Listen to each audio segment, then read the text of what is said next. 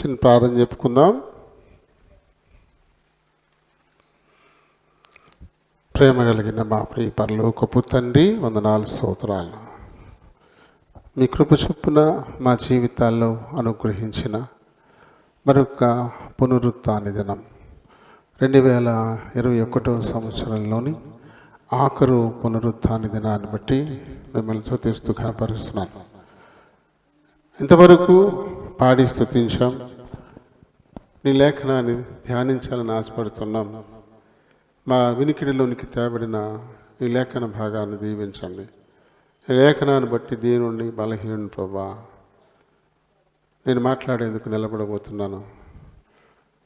నన్ను ఖాళీ చేయండి. మీ చిత్తానుసారమైన మాటలు నా నోట నుంచండి నాయన. మా ప్రియులు గత 3 రోజులుగా నిరంతరంగా మీ సన్నిధానాన్ని ఉంటున్నారు. ఎంతో ఆశతో ప్రయాసతో నైనా వారి విలువైన సమయం నన్ను బట్టి వ్యర్థం కాకుండాలాగున నన్ను మరుగు చేయండి. మీరే కనిపించండి, వినిపించండి. నన్ను మీ సిలువ చాటును దాచిపెట్టండి. ఇంకా రానయ్యున్న వారు నేను త్వరపెట్టి తోడుకుని రమ్మని కోరుతున్నాను. నిలిచిపోయే వారిని కూడా జ్ఞాపకం చేసుకోండి. ఏ కారణాలు మరి వారిని ఆపుతున్నాయో వాటిని అధిగమించుకొని నీ బిడ్డల ముందుకు వచ్చేలాగున ఒక నూతనమైన హృదయాన్ని వారిలో పుట్టించి స్థిరపరచమని అడుగుతున్నాను. వచ్చిన వారెల్లా ఈ కొద్ది సమయం తమ హృదయాలు, చెవులు ఈ పరలోకపు గవిని వైపు కేంద్రీకరించులాగున సహాయం చేయండి. నిద్రాత్మల్ని, అంధకార శక్తుల్ని నజరేయుడైన యేసు నామంలో బంధిస్తున్నాను. నన్ను, మమ్మల్ని, ఈ మందిరాన్ని, విద్యుత్, మైక్ సెట్ సమస్తాన్ని మీ చేతులకు అప్పగించుకుంటూ మీ నామమును అతిగా హెచ్చిస్తూ నన్ను మమ్మల్ని తగ్గించుకుంటూ మా ప్రభువును రక్షకుడునైనా యేసునామని అడిగి వేడుకుంటున్నాను మా పరమ తండ్రి. ఆమేన్. Praise the lord. మనం ఒక పాట పాడదాం. చిన్న పాట, మరి పెద్ద పాట కాదు. ప్రస్తుతానికైతే మన పుస్తకాల్లో లేదు, ఇది భీమవరం ప్రతుల్లోనే ఉండేది. దేవుడి నిన్ను ఏర్పరచుకునేను. మన వాక్య భాగం అదే కదా, దాని గురించి ఈ పాట పాడదాం. 5 వచనాలు ఉన్నాయి ఇందులో. 5 పాడలే, ఒక 2 వచనాలు మట్టుకే పాడతాను. టైం పరిగెడుతుంది కదా.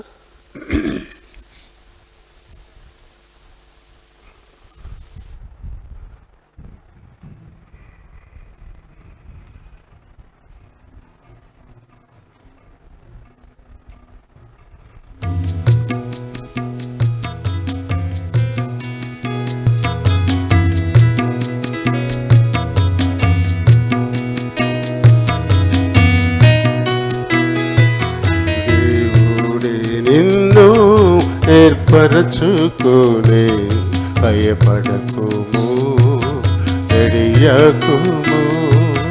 దేవుడే నిన్ను ఏర్పరచుకునే భయపడకుము, ఎడియకుము.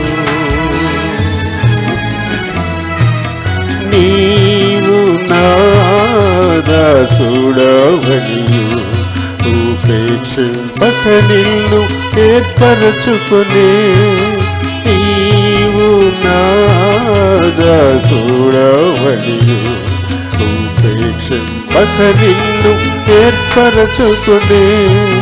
భయపడకుము, నీకు తోడైయుందును. భయపడకుము, నీకు తోడైయుందును.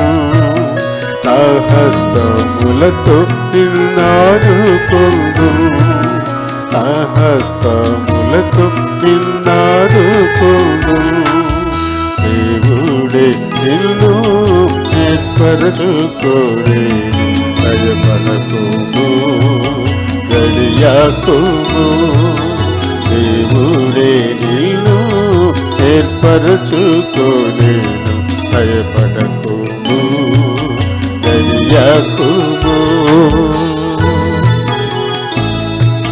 దేవునికి మహిమ కలుగుట కొరకు పరిశుద్ధులుగా జీవించుటకు జీవించుటకు దేవునికి మహిమ కలుగుట కొరకు పరిశుద్ధులుగా జీవించుటకు జగత్తు పునాది వేయకమునుపై జగత్తు పునాది వేయకమునుపై క్రీస్తులో మనల నేర్పరచుకుని క్రీస్తులో మనల నేర్పరచుకుని దేవుడే నేను ఏర్పరచుకోలేను భయపడకుము గడియకుము దేవుడే నిన్ను ఏర్పరచుకోలేను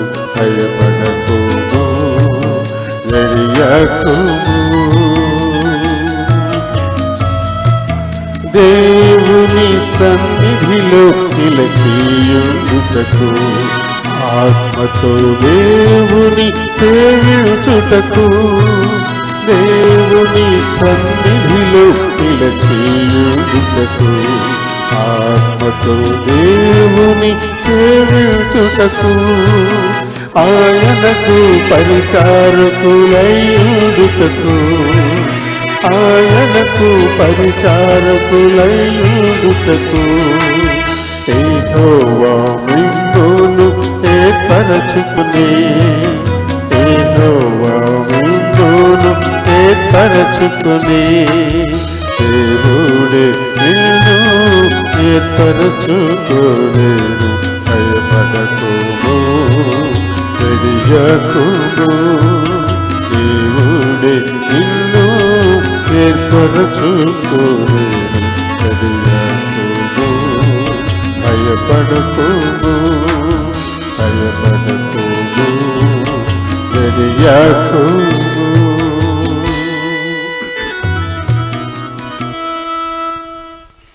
ప్రైజ్ ది లార్డ్. నామలందరికీ వందనాలు. దేవుడు తన ఉచితమైన కృప చొప్పున మరి 2021 సంవత్సరంలో ఆఖరి పునరుత్థాన దినం వరకు భయపెట్టిన సంవత్సరం కదా, చాలా భయపెట్టిన సంవత్సరం. ఈ సంవత్సర ఆరంభ దినాల్లో మన దేశం అట్టుడికిపోతుంది కరోనాతో. టక టక టక టక పండిపోయిన ఆకులు కొంచెం గాలి అలా రాగానే టకటకటక రాలిపోతాయి, మాదిరి రాలిపోయారు. అంత భయంకరమైన దినాల నుంచి దేవుడు మనల్ని ఎంతగానో కాపాడాడు. మరి యెషయా ద్వారా ఇందులో దేవుడు ఒక మంచి విషయాన్ని మనకి తెలియపరుస్తూ ఉన్నాడు. మనం ఎవరమో మనం ఏంటో చెప్తున్నాడు ఆయన. మనం అబ్రహాం సంతానమేనా? అబ్రహాం సంతానమేనా? ఎవరు మాట్లాడరే డౌటా? మనం అబ్రహాం సంతానమే కదా. యూదులు శరీరాన్ని బట్టి ఆయన సంతానం, మరి మనము ఆయన కలిగి ఉన్న విశ్వాసాన్ని బట్టి మనం ఆయన సంతానం. అబ్రహాము విశ్వాసులకు తండ్రి. శరీరాన్ని బట్టి వచ్చిన వాళ్ళకంటే కూడా విశ్వాసాన్ని బట్టి వచ్చిన వాళ్ళు ఎక్కువ. అమెరికన్ క్రిస్టియన్స్ వాళ్ళు యూదులు కాదు, అబ్రహాం కలిగిన విశ్వాసాన్ని బట్టి వాళ్ళు అబ్రహాం సంతతిలో చేరారు. అలాగే యునైటెడ్ కింగ్డమ్స్ క్రిస్టియన్స్ ఉంటారు, వాళ్ళు యూదులు కాదు. ఆస్ట్రేలియన్స్, జర్మన్స్, అలాగే ఫ్రెంచ్ వాళ్ళు వాళ్ళే కాదు, మొత్తం యావత్ ప్రపంచంలో ఉన్నారు. ఒక ఇజ్రాయెల్ దేశంలో మాత్రమే యూదులు ఉంటారు. మిగతా అన్ని దేశాల్లో కూడా విశ్వాసమును బట్టి అబ్రహాము పిల్లలే ఉంటారు. వాళ్ళలో మనం కూడా అబ్రహాము కలిగి ఉన్న విశ్వాసాన్ని మనం కలిగి ఉండాలని బట్టి మనము కూడా ఆయన పిల్లలమే. ఈయన ఏమంటున్నాడు అలాంటి వాళ్ళని దేవుడు చెప్తున్నటువంటి మాట, దీన్ని మనం చూస్తాం. 8వ వచనాన్ని మట్టుకే మనం చదువుదాము. నా సేవకుడు అయిన ఇశ్రాయేలు, నేను ఏర్పరచుకున్న యాకోబు, నా స్నేహితుడైన అబ్రహాము సంతానమా. ఇప్పుడు మొదటి రెండు శరీరాన్ని బట్టి అనుకుందాం. ఇజ్రాయేలు, యాకోబు. యాకోబే ఇజ్రాయేల్ అయ్యాడు కదా. మోసగాడైన యాకోబు దేవునితో పోరాడి గెలిచి ఇశ్రాయేలుగా మార్చబడ్డాడు. చూడండి, మరి నా స్నేహితుడైన అబ్రహాము సంతానమా. అబ్రహాము దేవుని స్నేహితుడంట. అసలు మానవుల్ని దేవుడు ఆయనకి స్నేహితులుగానే చేసుకున్నాడు కదా. ఆదికాండము 3వ అధ్యాయంలో ఇక్కడ 8వ వచనాల్లో మనం చదివితే కానీ ఏముంటుంది? చల్లపూటను ఆదామును అతని భార్యయు తోటలో సంచరించుచున్న దేవుడైన యెహోవా స్వరము విని. చల్లపూట తోటలో సంచరిస్తూ ఆయన ఏం చేసేవాడు? అబ్రహామా, ఆదామా, అమ్మా, అవ్వా, ఎక్కడున్నారా అటు పిలిచేవాడు అనమాట.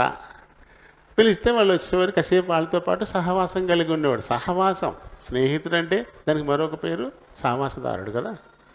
సహవాసదారుడే కదా స్నేహితుడు అంటే. సహవాసదారుడే కదా. కాబట్టి వాళ్ళతో ఆయన సహవాసం చేసేవాడు. ప్రతి రోజు చల్లపూటలు వచ్చి ఆదాము హవ్వలతో, ఆయన సృష్టించుకున్నటువంటి ఆ మానవులతో ఆయన సహవాసం చేస్తున్నాడు. ఆయన వచ్చి పిలిచేవాడు.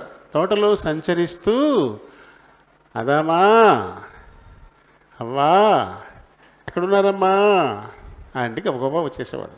కాసేపు వాళ్ళతో ఆయన సహవాసం చేసేవాడు. అంటే మానవులతో సహవాసం చేయడానికి, స్నేహించడానికి, వారితో కాలం గడపడానికి దేవుడు మొట్టమొదటిగా మనుషుల్ని నిర్మించుకున్నాడు కదా. నా నిమిత్తము నేను నిర్మించుకున్న మానవులు అని చెప్పేసి యెషయా ద్వారా చెప్పాడు. 43వ అధ్యాయం దగ్గర ఉంటుంది. ఆయన మహిమ ఘనతల్ని ఈ లోకంలో చాటడానికి నేను వారిని చేసుకున్నాను అంటాడు అక్కడ ఆయన. ఇక్కడ వారితో స్నేహం చేయడానికే అంట దేవుడు మానవులతో స్నేహం చేయడానికి. ఇది మనకి ఆశ్చర్యంగా అనిపిస్తుంది కదా కదా. దేవుడు మానవులతో ఇప్పుడు మన పిల్లలు చూడండి, ఆయన చిన్న పిల్లాడి స్థాయి ఆయన మనసు అనమాట. పసిపిల్లాడి స్థాయి. పిల్లలు ఏం చేస్తారు? ఏదో ఒక బొమ్మ చేసుకుంటారు, ఆ బొమ్మను పెట్టుకుంటారు. ఆడికి తిండి అక్కర్లేదు, ఇంకేమక్కర్లేదు, ఆ బొమ్మటి ఉంటే చాలు, దాంతో ఆడుకుంటూ ఉంటారు. కొంతమంది వాళ్ళకి స్నానాలు చేయిస్తారు, వాళ్ళకి డ్రెస్సులు వేస్తారు, మళ్ళీ బరువు పెడతారు, మళ్ళీ జో కొడతారు. ఎవరైనా తీసుకుంటే 6:30 సుతులు మొదలెడతారు అంతే. ఆ బొమ్మ తాగిపోద్ది. అది వాళ్ళ స్నేహితులు అనమాట. బొమ్మలతో స్నేహం చేస్తారు పసిపిల్లలు. అది తామే చేసుకున్న బొమ్మలు అయ్యి, ఒక తాటాకు బొమ్మ, అది కొబ్బరాకు బొమ్మ, లేదా ఒక మట్టి బొమ్మ అయినా సరే ఆ బొమ్మతో అంత మిళితమైపోతారు పిల్లలు కదా. అలాంటి మనస్థితికి మన దేవుడు దిగిపోయాడు. ఆ బొమ్మలతో ఆయన స్నేహం చేసేవాడంట. ఆయన సృజించుకున్నటువంటి బొమ్మలతో స్నేహం చేశాడంట. కాబట్టి ఇక్కడ స్నేహితుడు అనేటువంటి మాట మనకి బైబిల్లో 3 సార్లు కనపడుతుంది. అబ్రహామును దేవుడు స్నేహితుడు అనడం 3 సార్లు రాయబడింది. ఇప్పుడు మనం చదువుకున్నది ఒకటి. తర్వాత 2వ దినవృత్తాంతములు 20వ అధ్యాయము 7వ వచనం. ఎదుట నుండి ఈ దేశపు కాపరస్తులను తోలేసి నీ స్నేహితుడైన అబ్రహాముకి ఇచ్చేసావు నువ్వు అంటాడు. ఈ దేశంలో ఎవరైతే నివసిస్తున్నారో అలాంటి వారందరినీ తోలేసి ఇక్కడి నుంచి ఈ దేశాన్ని, ఈ సస్యశ్యామలమైన దేశం కానాను, ఎంతో సమృద్ధితో ఉండేటువంటి సుందరమైనటువంటి ప్రాంతం, ఈ ప్రాంతాన్ని నుంచి ఇక్కడ ఉండే వాళ్ళందరినీ నువ్వు తరిమేశావు. ఎవరికి ఇచ్చావు? ఇది నీ స్నేహితుడైన అబ్రహాము సంతానానికి ఇచ్చావు అంటాడు. ఈ పాత నిబంధనలో ఈ 2 మాటలు మనం చూస్తాం. కొత్త నిబంధనలో మరి ప్రభుత్వ సోదరుడైన యాకోబు, ఆయన కూడా ఈ ప్రస్తావన తీసుకొస్తాడు. యాకోబు 2వ అధ్యాయము 23వ వచనం. కాబట్టి అబ్రహాము దేవుని నమ్మెను, అది అతనికి నీతిగా ఎంచబడెను అను లేఖనము నెరవేర్చబడెను. మరియు ఆ దేవుని స్నేహితుడు అనే పేరు అబ్రహాం గారికి కలిగింది అంటూ యాకోబు గారు కూడా ప్రస్తావించారు. అంటే అబ్రహాము దేవుని స్నేహితుడు. ఒక మనిషి దేవునికి స్నేహితుడు. ఎంత గొప్ప దేవుడు మన దేవుడు కదా. అది మనం చేసే వ్రతాలు ఇలాంటివి ఉంటాయే, ఒక్కరోజు మానేసిన నెత్తి మీద పిడుగు పడద్దురా బాబోయ్ అని చెప్పేసి చలైనా వణికిపోతా ఉన్నా, ఓ పక్కన రొంప, ఓ పక్కన తుమ్ములు, జ్వరం వచ్చినా తప్పకుండా అవన్నీ పూర్తి చేస్తారు. ఎందుకంటే నెత్తి మీద గుద్దుతుందేమో బాబు అని భయం. మరి ఏం చూడండి, తను సృష్టించిన మనిషిని నా స్నేహితుడు అంటున్నాడు ఆయన కదా. స్నేహితుడు. మిమ్మల్ని యేసుప్రభు అన్నాడంటారా? యేసుప్రభు కూడా ఇదే మాట మాట్లాడాడు. ఆయన శిష్యులను చూడండి, యోహాను సువార్త 15వ అధ్యాయము 15వ వచనాన్ని చూడండి.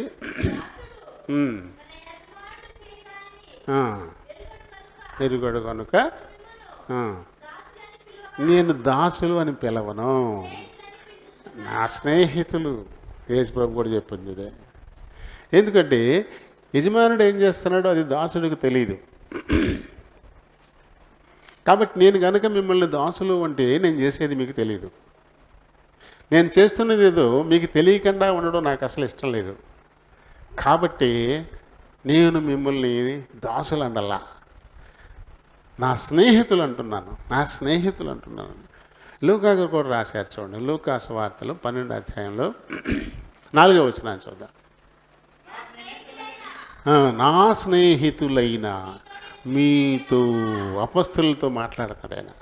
ఆ 12 మంది ఆ శిష్యులతో మాట్లాడుతున్నాడు. నా స్నేహితులైన మీతో. ఎంత మంచి దేవుడు అంటే ఆయన. ఆ 12 మందిలో ఒకడు సైతాన్. ఆయన చెప్పాడు, నేను మిమ్మల్ని 12 మందిని ఏర్పరచుకోలేదా, వారిలో ఒకడు సైతాను అని ఆయన చెప్పాడు. ఆ సైతాన్ని కూడా ఏమంటాడు, నా స్నేహితుడే. ఈ 12 మందిలో ఒకటి తప్ప అందరూ నా స్నేహితులే అని చెప్పలేదు ఆయన కదా. ఆయన ఆ ఇస్కరియోతు యూదా హృదయాలోచనలు ఎరిగినవాడే కదా ఆయన. ఈత ఏం లేపలేదు, ఏదో వస్తుంది అనుకుంటే ఏం వచ్చేలా కనపట్లేదు, డబ్బు సంచి మనకి ఇచ్చారు కానీ లెక్కలు చూస్తున్నాడు. అలా కాదు, ఏదో రకంగా ఇది అమ్మే చేయాలనుకుంటున్నాడు. అవన్నీ తెలియదు ఆయనకి. హృదయ రహస్యాలు ఎరిగినటువంటి దేవుడు తనను అప్పగింపబోతున్నాడన్న సంగతి తెలుసు కాబట్టి సైతానని కూడా చెప్పాడు. ఆ సైతానుని కూడా ఏమంటాడు, ఇస్కరియోతు యూదా తప్ప మీ 11 మంది నా స్నేహితులు అనలైనా మీరు నా స్నేహితులు అంతే. దేవుడు మనుషులను స్నేహితులను చేసుకోవాలని, వారితో సహవాసం కలిగి ఉండాలని, తను చేయబోయేది వారితో పంచుకోవాలని, ఏ ఒక్కటి తను చేసేది తన స్నేహితులకు మరుగు కాకుండా ఉండాలని. స్నేహధర్మం ఉంటుంది కదా ఈ లోకంలో. నిజంగా తల్లికి చెప్పుకోలేనిది, తండ్రికి చెప్పుకోలేనిది, అన్నకో తమ్ముడికో చెప్పుకోలేనిది, అక్కకో చెల్లికో చెప్పుకోలేనిది ఎవరితో చెప్పుకుంటారండి? స్నేహితులు. ఏ దాపరికం ఉండదు స్నేహితుల దగ్గర. మొత్తం అంతా విడమని చెప్పేసుకుంటారు. ఏదో గౌరవమో లేదా భక్తో లేకపోతే భయమో కొన్ని తండ్రితో చెప్పలేరు, కొన్ని తల్లితో చెప్పలేరు, తోబుట్టువులు కూడా చెప్పలేరు. కానీ స్నేహితుని దగ్గర మాత్రం దాపరికమే ఉండదు, ఖచ్చితంగా చెప్పేసుకుంటాను. అందుకని నేనేది దాచడం నాకు అసలు ఇష్టం లేదు. కాబట్టి మిమ్మల్ని నా స్నేహితులు అంటున్నాను. మరి అబ్రహాం గారికి దాచాడంటారా? చూడండి, అబ్రహాం గారితో మాట్లాడతారు చూడండి. మరి ఆదికాండం 18:17 వచనంలో, అప్పుడు యెహోవా నేను చేయబోయే కార్యము అబ్రహామునకు దాచేదనా. అబ్బా చూడండి, నేనేం చెప్పాలా, మంచిగా చెప్పాలా దేవుడు. దేవుడు ఏం చేయబోతున్నాడు? తాను సృష్టించిన ఒక మనిషికి చెప్పాలా?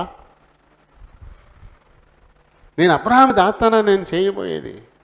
ఎలాంటి కార్యం అది? ఎంత భయంకరమైన కార్యం అది! ఇది చిన్న చితక విషయం కాదు అది.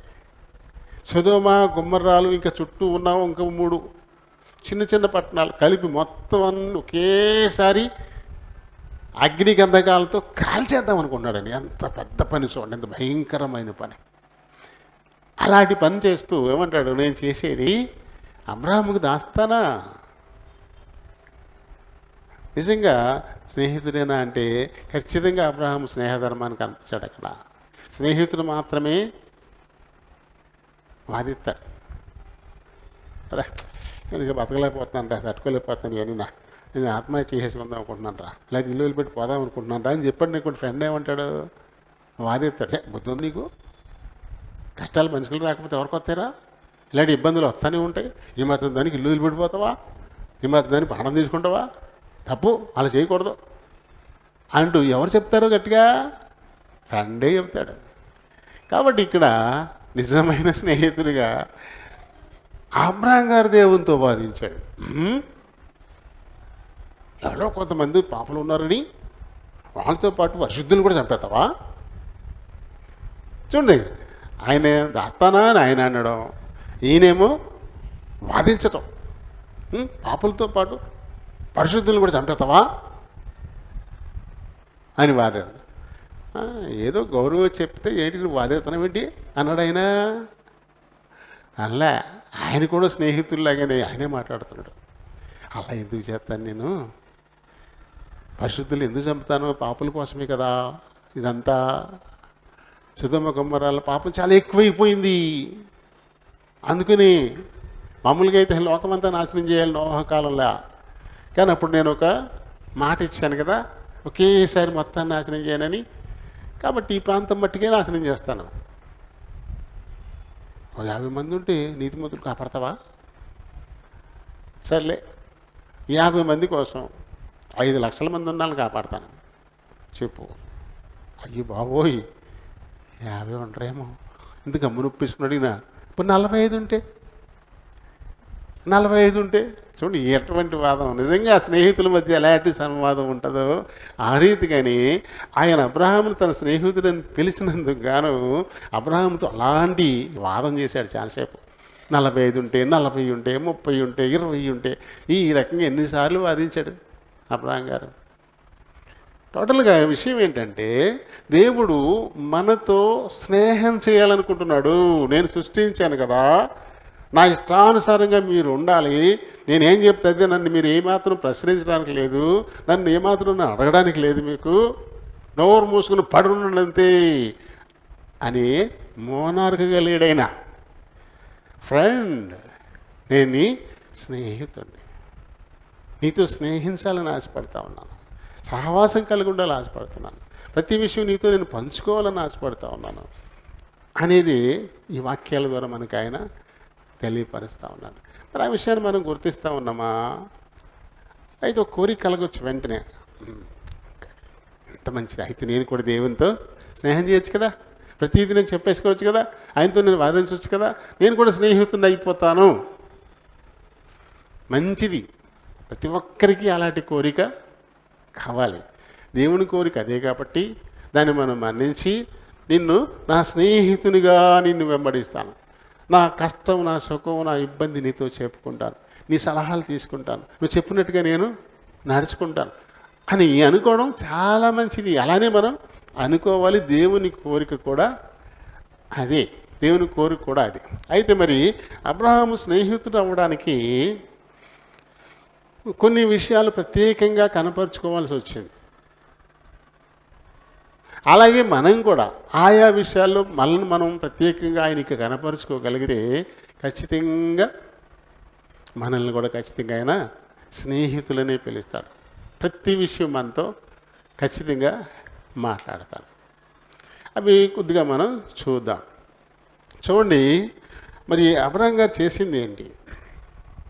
మొట్టమొదటిగా అబ్రహామును దేవుడు ఎంపిక చేసుకోవడానికి కారణం ఏంటి?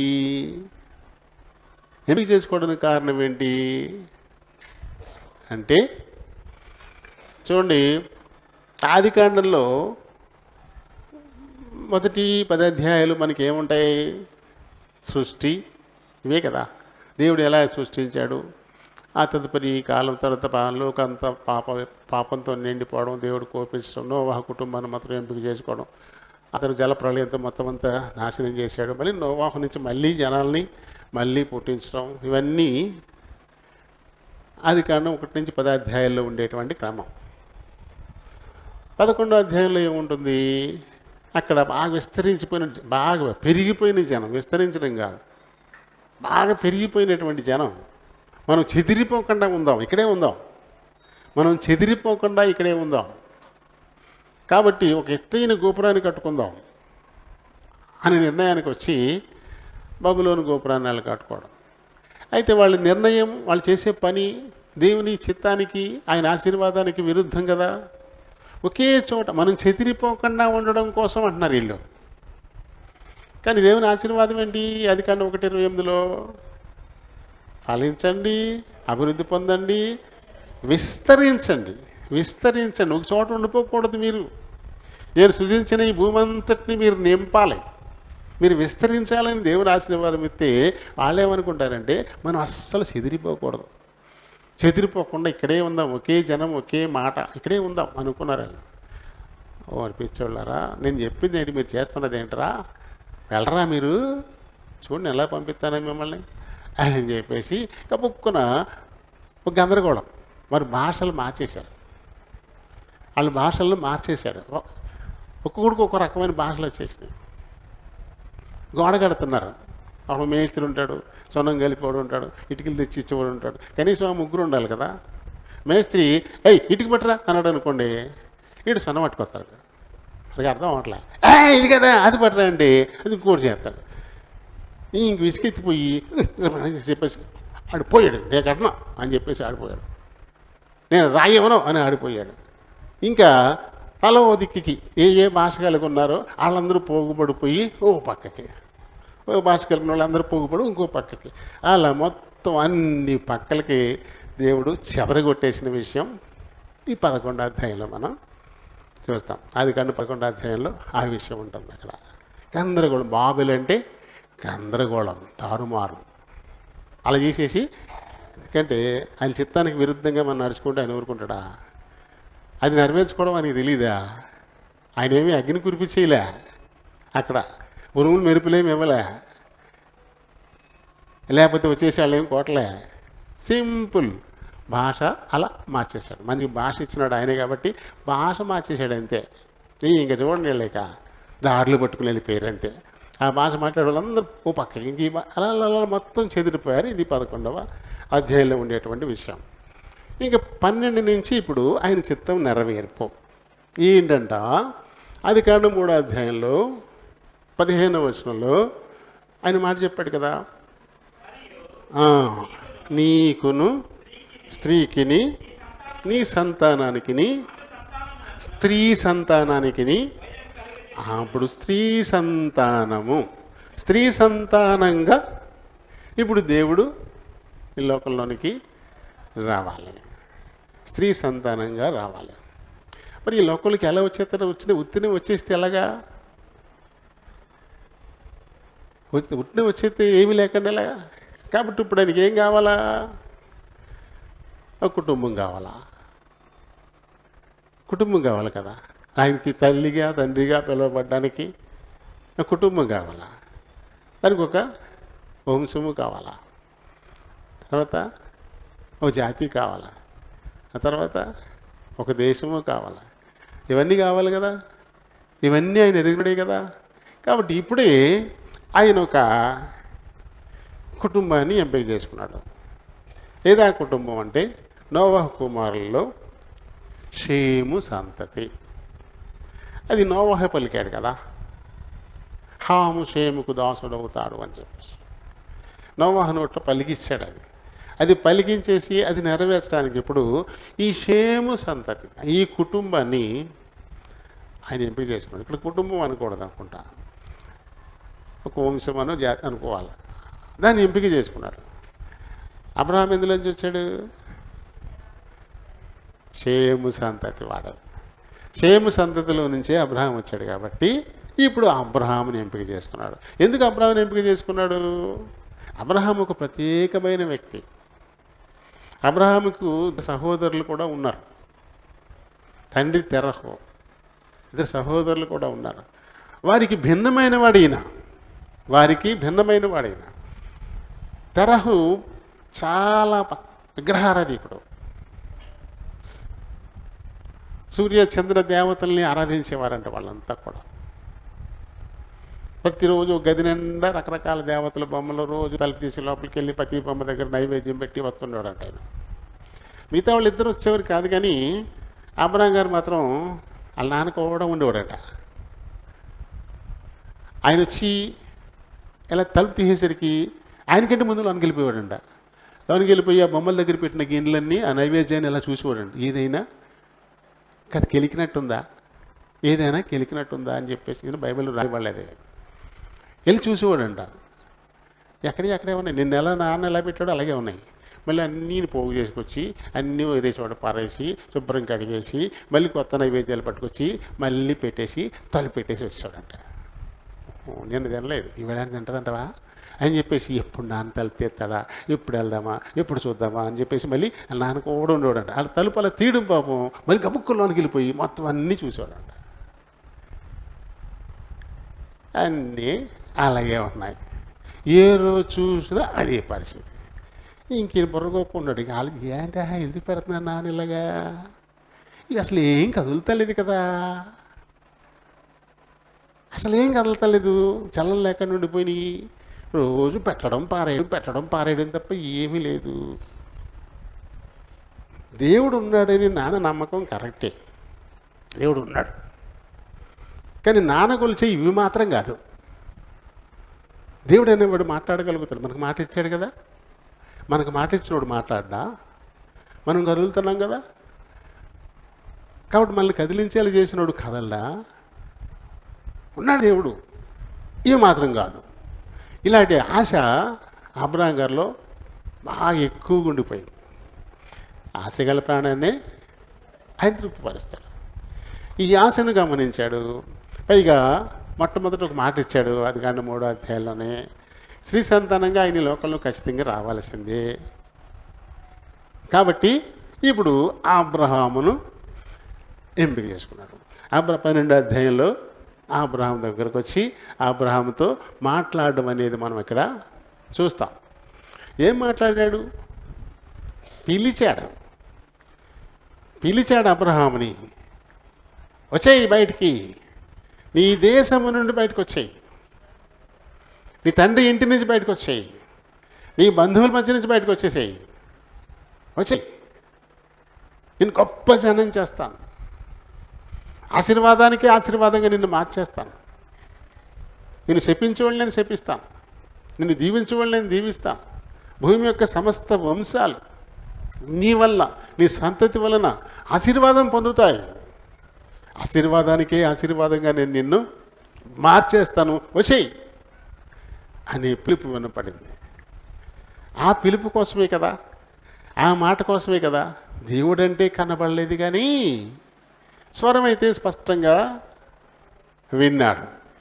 రైట్, ఇదిగో ఖచ్చితంగా ఈయన ఎవరో మాట్లాడుతున్నాడు, ఈయనే దేవుడై ఉంటాడు, నన్ను పిలుస్తున్నాడు, నా స్వరం నేను స్పష్టంగా వింటున్నాను, ఖచ్చితంగా ఈయనే దేవుడై ఉంటాడు అని చెప్పేసి అప్పుడే అబ్రహాం గారు ఏం చేయాలి? ఇప్పుడు ఓ సాహసమే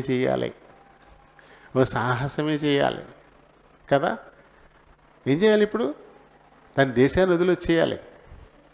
దేశం అంటే ఉటిదా? తండ్రి ఇల్లు వదిలేయాలి, కన్న తల్లిని వదిలేయాలి, సహోదరులను వదిలేయాలి, వీళ్ళందరినీ వదిలేసేయాలి, బంధువులను వదిలేయాలి. అక్కడ సంపాదించుకున్న సంపాదన ఏముందో కదా, సంపద ఏమైనా తెచ్చుకోగలడు కానీ మూలాలు తెచ్చుకోలేడు కదా, అవన్నీ వదిలిపెట్టి బయటకు వచ్చేసేయాలి. పోనీ ఓ ప్లేస్ చెప్పాడా, నేను చూపించబోయే దేశం. ఇప్పుడంతా చాలా కష్టం కదా సాహసించడానికి. ముందు నువ్వు ఇల్లు వదిలిపెట్టి బయటకు వచ్చేసి నేను చూపిస్తాను నీకెందుకు నేను చూస్తాను కదా అంటే ఏం చెప్తాం మనం? అమ్మనా బాబే వచ్చేలా చెప్పు ఎక్కడికి వెళ్ళాలో. భీమవరంలో ఏమైనా మంచి అపార్ట్మెంట్ ఇస్తావా? లేదా హైదరాబాద్లో ఏమైనా ఫిలిం సిటీ ఏరియాలో మంచి అపార్ట్మెంట్ ఇస్తావా? అదేదో చెప్పు నాకు. పోను అది కూడా కాదు, పోను అడుగుల్లో కాలనీలో ఏదన్నా పోను కాలనీని ఎత్తవా? ఏమీ చెప్పవా? నేను బంగారంతో కట్టుకున్నాను నా ఇల్లు. మెస్పటోమియాలో బంగారంతో కట్టుకున్నాడు ఇల్లు. అయినా నేల బంగారం అంట, గోడలు కూడా బంగారమేనంట. మనం టేల్ చేస్తాం. కానీ ఆయన నట్టింట్లో బంగారు రేకు వేసుకున్నాడంట, గోడలకు కూడా బంగారు రేకులు తాపడం చేసుకున్నాడంట. ఎంత ఐశ్వర్యవంతుడు! ఇప్పుడు అది వదిలేసేయాలా? నేను ఎక్కడికి వెళ్ళాలో చెప్పు, ఏ ఇల్లుగా చెప్పు, నేను వదిలేసి వెళ్ళిపోవాలా? రైటే, మంచి మాటే చెప్పావు, నాకు బిడ్డలు లేరు, బిడ్డని ఎత్తా అన్నావు. అయితే దానికి ఎన్ని ఎలా వదిలిపెట్టేసి వచ్చేయాలి నేను? ఎవరైనా అలాగే కదా ఆలోచిస్తారా? మనం వెళ్తామా? మనం వెళ్ళాం. పెచ్చులుడు పోయినా మొత్తం అన్ని మెత్తిని అన్నీ ఊడిపోయి అందులోంచి ఎలకలొస్తున్నా ఆ ఇల్లు ఏమంట బంగారు, నా బంగారు లాంటి ఇల్లు అంటాం. దాన్ని వదిలిపెట్టి వెళ్ళడానికి ఇష్టపడతామా? అందులో వంగికి వెళితే కూర్చుని దేక్కుంటే లోపలికి వెళ్ళే ఇల్లు అయినా సరే అది బంగారు లాంటి ఇల్లు అంటాం. అవునా కదా? బంగారంతో కట్టుకున్న ఇల్లే వదిలేయాల్సి వస్తుంది. వదిలేసేయాలి. చూడండి ఎంత సాహసం ఉండాలంటారు, ఎంత సాహసించాలి. ఎక్కడికి వెళ్ళాలో తెలియదు, ఎక్కడ ఉండాలో తెలియదు, ఏమీ చెప్పట్లేదు. అయితే నీకు బిడ్డనిస్తాను, నీ సంతానాన్ని వృద్ధి పొందిస్తాను, ఆశీర్వదిస్తాను అని చెప్తున్నాడు. మాటలు బాగానే ఉన్నాయి, కానీ గమ్యం లేదే, ఎక్కడికో తెలియదే. అయినా ఇంతవరకు ఏ మాట కోసం ఎదురు చూస్తున్నాడు, ఏ మాట్లాడే దేవుడి కోసం ఎదురు చూస్తూ ఉన్నాడు. ఆ దేవుడు మాట్లాడేసరికి ఇవన్నీ వదిలేసుకోవడానికి ఇష్టపడిపోయాడు. సాహసం వచ్చేసాడు బయటకు. అంతే. ఎంత సాహసం ఉండాలా బయటకు రావడానికి, నిజం కదా? ఇప్పుడు కొత్త నిబంధనలో మనం చూస్తాం, పేతురు గారు ఉన్నారు. యేసు ప్రభు శిష్యులందరినీ కూడా మీరు తొందరగా వెళ్ళిపోండి అని చెప్పేసి ధోనికి పంపించాడు. పంపించిన తర్వాత ఒకసారి తుఫాన్లో చిక్కుకుంది, రాత్రి వేళ చాలా భయపడిపోతున్నారు. అప్పుడు ఆయన సముద్రం మీద నడిచి రావడం మనకు తెలుసు కదా. నేనే భయపడకండి అని స్వరం వినపడింది. అయితే కొంచెం దుడుకు పేతురు గారు కాబట్టి వెంటనే స్పందించి ఎనివే అయితే నేను కూడా నడుస్తాను అనుమతి అన్నాడు. సర్లే రా అన్నాడు. రా అంటే పడవలోంచి సముద్రం మీద దిగిపోతాడా? అది సముద్ర జలాలు మునిగిపోతారు కదా, ఎంత సాహసం ఉండాలా అన్నాడు ఆయన. రా వచ్చేసే అన్నాడు. అన్నంత మాత్రాన బయటికి రావడానికి ఎంత సాహసం ఉండాలా కదా? మునిగిపోతారు కదా, సముద్రం కదా అది ముంచేస్తుంది. ఏ మానవుడు నీళ్ళ మీద నలిచినటువంటి దాఖలాలు అసలు లేవు. అలాంటిది నేను అందులో అడుగెట్టాలా అంటే సాహసించాడు, అడుగుపెట్టేశాడు. మళ్ళీ అదే మత్తయి సువార్తలో మళ్ళీ ఇంకొక వృత్తాంతం మనకి కనబడుతుంది. ఎవరైనా ఒక యవనస్తుడు ఉంటాడు కదా, బాగా ఆస్తున్నటువంటి యవనస్తుడు ఒక ఆయన ఉంటాడు. 19వ అధ్యాయంలో మనకి వృత్తాంతం ఉంటుంది. చాలా అతను ఒక అధికారం ఉంది, యవనస్తుడు, ఆస్తుడు బాగుంది. ఆయన ప్రభు దగ్గరికి వచ్చి నేను నిత్యజీవం పొందడానికి నేనేం చేయాలా అని అడిగాడు. అప్పుడు ఆయన ఏదో చెప్తే ఇవన్నీ బాల్యం నుండి చేస్తున్నాను నేను అన్నాడు. అయితే నీకు ఒకటే కొదువుగా ఉంది, నీ ఆస్తి అంతా అమ్మేసి పేదలకు ఇచ్చేసి నన్ను వెంబడించు అన్నాడు. సాహసించాడా? అమ్మా మా బల్లెవుడువే, అధికారం వదిలేయాలా, ఆస్తిని వదిలేయాలా, మంచి వయసులో ఉన్నాను ఏమీ అనుభవించకుండా నీ వెనకాల పడి నేను తిరగాల అంటూ ముఖం వికారం చేసుకుని చెట్లించుకుని అంటే వ్యసన పడుతూ సాహసం చేయలేదు. ప్రభువును వెంబడించాలంటే, ఆయన మాట చొప్పున నడవాలంటే మనం కొంచెం సాహసం చేయాల్సిందే, తప్పదు. అబ్రహాం గారు ఈ సాహసం చేశాడు. ఇప్పుడు కాబట్టి అబ్రహాము ఆయన స్నేహితుడయ్యాడు. నువ్వు దేవుని స్నేహితుడు కాగోరితే నువ్వు సాహసం చేయాలా. నా నిమిత్తము తల్లినైనా తండ్రినైనా, బిడ్డలనైనా, సహోదరి సహోదరులనైనా, ఆస్తిపాస్తులనైనా వదిలేయాలి. చేతమా సాహసం? చేతమా ఈ సాహసం? ఈ సాహసం చేసిన రోజున ఆయన స్నేహితుడు అయిపోతాడు. బైబిల్ రాసినప్పుడు భక్త్ సింగ్ గారు లేరు, కానీ లేదు, భక్త్ సింగ్ గారు కూడా దేవుని స్నేహితుడే. ప్రతి విషయము భక్త్ సింగ్ అన్న దేవునితో మాట్లాడి నిర్ణయాలు తీసుకునేవాడు. చెప్పుకుని ఆఖరికి సవరం చేయించుకోవడానికి కూడా వెళ్ళమంటవా? సవరం చేయించుకోవడానికి వెళ్ళా నేను, అది కూడా దేవుణ్ణి అడిగి ఓ సలహా చెప్పు వెళ్ళమంటవా? వద్దు అన్నాడు దేవుడు. ఇప్పుడు వెళ్ళొద్దు అన్నాడు. అయితే వెళ్ళాం మానేశాడు. ఇంకా పెరిగిపోతుంది జుట్టు, చిరాకెడుతుంది. ఇప్పుడైనా వెళ్ళమంటవా? వెళ్ళు అన్నాడు సార్. అమ్మయ్య వెళ్ళమన్నాడు దేవుడు. గబగబా వెళ్ళిపోయాడు. అని ఎప్పుడు వెళ్ళావు? షాప్ ఉంది, అక్కడికి వెళ్ళాడు. ఆ పని చేసేది తప్ప ఒక్క పురుగు లేదు అక్కడ. నేను అక్కడే వెళ్ళిపోయాడు. చక్కగా కూర్చున్నాడు. ఆయన చేస్తా ఉన్నాడు. ఏం చేస్తారండి మీరు? ఇలాగ వారు చెప్తానని చెప్తూ ఆయన సాక్ష్యాన్ని కూడా అక్కడ వినిపించాడంట. కట్ చేసి అతను చక్కగా మౌనంగా ఆయన చెప్పేదల్లా వింటూ వింటూ వింటూ వింటూ పని అయిపోయేసరికల్లా అతను నిర్ణయానికి వచ్చాడు. ఎంత గొప్ప దేవుడినా, ఎంత గొప్ప దేవుడు, ఇన్నాళ్ళు నేను మిస్ అయిపోయాను కదా అని చెప్పేసి వెంటనే అంగీకరించాడంట ఆయన. అయిపోయింది. దులుపుకున్న తర్వాత డబ్బులు ఎంత ఇమ్మంటావు అన్నాడు. డబ్బులా? ఎన్ని రూపాయలు ఇచ్చినా సరే తీరనటువంటి ఉపకారం చేశారు నాకు, మీరు నన్ను రక్షించారు, దీనికి ఎంత విలువ కట్టడం? డబ్బులా? వద్దు, 100 వెళ్ళండి అన్నా అంట. ఎంత గొప్ప దేవుడు ఆయన నువ్వు. ఒక ఆత్మను రక్షించడానికి నాకు అవకాశం ఇచ్చావు, కత్తిరించుకునే డబ్బులు కూడా ఫ్రీ చేశావు అని చెప్పేసి ఇలా ప్రతి విషయంలోనూ కూడా అన్న భక్త్ సింగ్ గారు దేవునితో మాట్లాడేవాడు. ఆయన స్నేహితుడే నేను చేయమంట. ప్రతీది కూడా కదా. ఎవరైతే దేవుని కొరకు మరి ఆయన చేశాడు, తల్లిదండ్రులను త్యాగం చేశాడు, భార్య బిడ్డలను త్యాగం చేశాడు, సమస్తం. ఎంత సాహసం అది కదా. తన కళ్ళెదురుగుండా తల్లి తండ్రి నుంచి బోర్ను ఏడుస్తున్నారు. తండ్రి గారైతే ఆ సిక్కులకి ఎంతో ముఖ్యమైనటువంటి తలపాగా కూడా తీసేసి భక్త్ సింగ్ గారిని పాదాల దగ్గర పెట్టాడంట. తలకాయ తీసేసినట్టే అది చేస్తే. అయినా సరే అలా మౌనంగా అలా ఏడుతుండిపోయాడే తప్ప అస్సలు చలించలేదంట. ఎంత సాహసం మరి, ఎంత సాహసం. అది దేవుడు వదిలిపెడతాయండి. తర్వాత వాళ్ళ అమ్మనన్న సహోదరులు అందరూ ఈయన దగ్గరికి వచ్చారు, తీసుకొచ్చాడు అందరినీ కూడా దేవుడు ఈయన మటుకు త్యాగం చేశాడు. అలా ఎవరు చేయడానికి ఇష్టపడతారో ఖచ్చితంగా దేవుడు వారిని తన స్నేహితులుగానే ఎంచుతాడు. మాత్రం కూడా సందేహం లేదు. కాబట్టి ఈ అంశం ద్వారా మనం నేర్చుకోవాల్సిన దేవుని కోసం మనం త్యాగం చేయడానికి సాహసించాలా. అలాంటి చేయకపోతే ఖచ్చితంగా ఆయనకు మన స్నేహితులం కాలేం. ఆయనైతే ఇష్టపడుతున్నాడు మన స్నేహితులను చేసుకోవాలని. అందుకు తగిన విధంగా మనం ఏమైనా చేయాలి కదా. ఆ తర్వాత ఇది ఒక పాయింట్. రెండో పాయింట్కి వెళ్దాం. రెండో పాయింట్లో ఈయన మరి ఎంతో సహనంతో ఎదురు చూశాడు, చాలా సహనంతో ఎదురు చూశాడు. దేవుడు ఆయన్ని పిలిచేటప్పటికీ ఆయన వయసు 75, అమ్మ శారమ్మ గారి వయసు 65. ఆ టైంలో వారిని పిలవడం అనేది జరిగింది. వాళ్ళు వచ్చేసారు, బయటకు వచ్చాడు.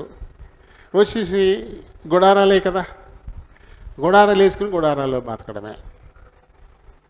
బంగారు ఇల్లు వదిలేసుకుని వచ్చి 6 బయట ఎడారుల్లో ఒక గుడ్డతోటి గుడారం వేసుకుని దానిలో బతకడం. గుడారం ఎండ నుంచి పూర్తి భద్రత ఇస్తుందా? చలి నుంచి పూర్తి భద్రత ఇది తాత్కాలికం అంతే కదా. అటువంటి వాటిలోనే జీవితం గడుపుతూ ఉన్నాడు. మరి ఏమైనా సాఫీగా జరుగుతుందా అంటే మళ్ళీ గొడవలు. ఒకసారి నేను భార్యని ఎత్తుకెళ్ళిపోయారు, చారమ్మ గారిని ఎత్తుకెళ్ళిపోయారు. ఆ దేశంలో ఆ ఊరోను పట్టడం, ఆ ఏరియాలో అబ్రహాం ఇంకా కన్నెత్తి చూడడానికి ప్రతి వాడికి వణుకు. అలాంటిది సాక్షాత్తు అబ్రహాం భార్యని పట్టుకెళ్ళిపోయారు. ఎలాంటి కష్టం ఇది. ఇలాంటి పరిస్థితులను కూడా ఆయన ఎదుర్కొంటూ అలా ఓపికతో అలా ముందుకి వెళ్తూ ఉన్నాడు. కానీ అప్పుడప్పుడు కొంచెం బాధ కలిగేది. కాలం గడిచిపోతుంది. ఇంకా నాకు బిడ్డనివ్వలేదు. 75 నుంచి 85కి వచ్చాను, ఇంకా బిడ్డనివ్వలేదు. 85 నుంచి 87 ప్రాంతం.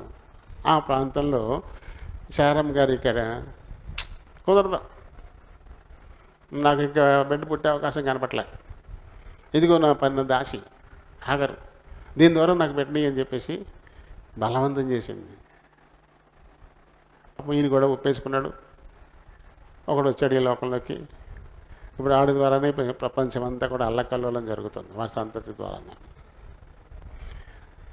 దేవుడు చెప్పాడు, కాదు, శారమ్మ గర్భాన్ని పుట్టినవాడి నీ వారసుడు, వీడు కాదు అని ఖచ్చితంగా దేవుడు చెప్పేశాడు. మరి ఇంకెలా మళ్ళీ ఇప్పుడు మళ్ళీ కనిపెట్టడం మొదలెట్టారు.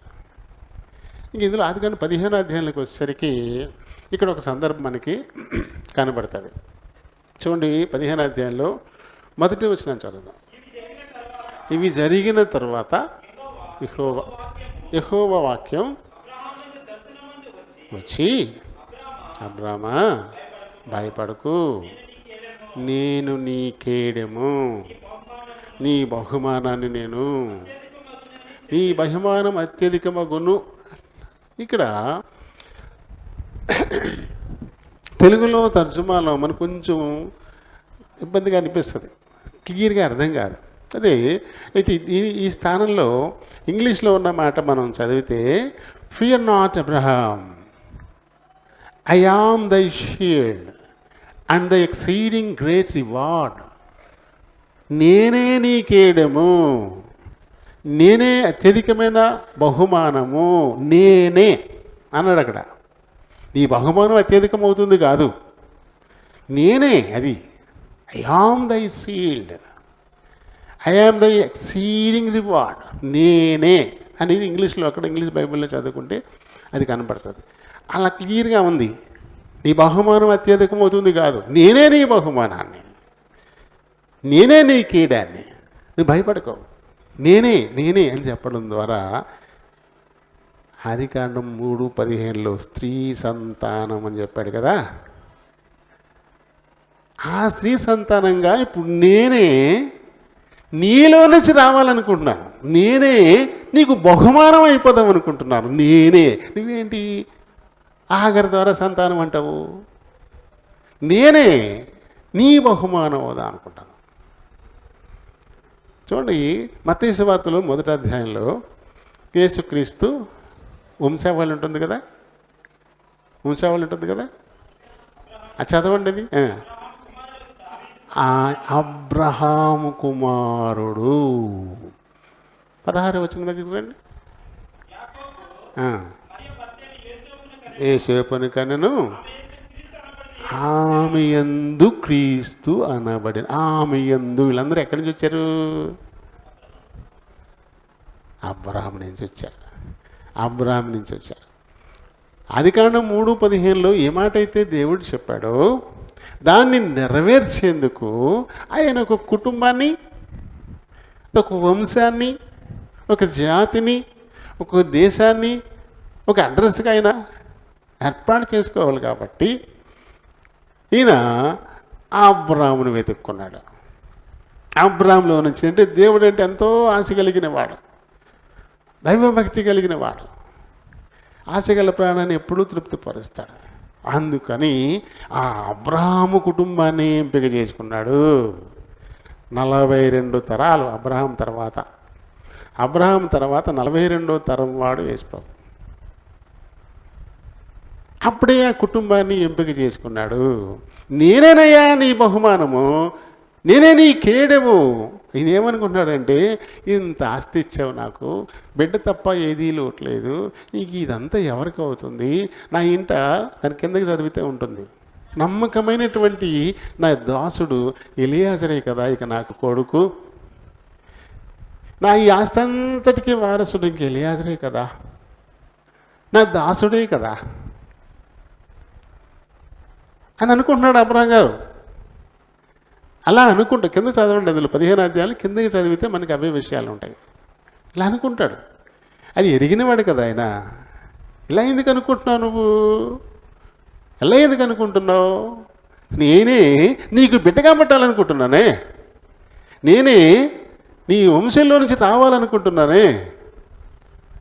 అలాంటిది నువ్వేంటి అలల్లా ఆగారు కొడుకు నా కొడుకు, లేకపోతే నా దాసుడే నా కొడుకు, ఇటువంటి ఆలోచనలోకి వస్తావేంటి?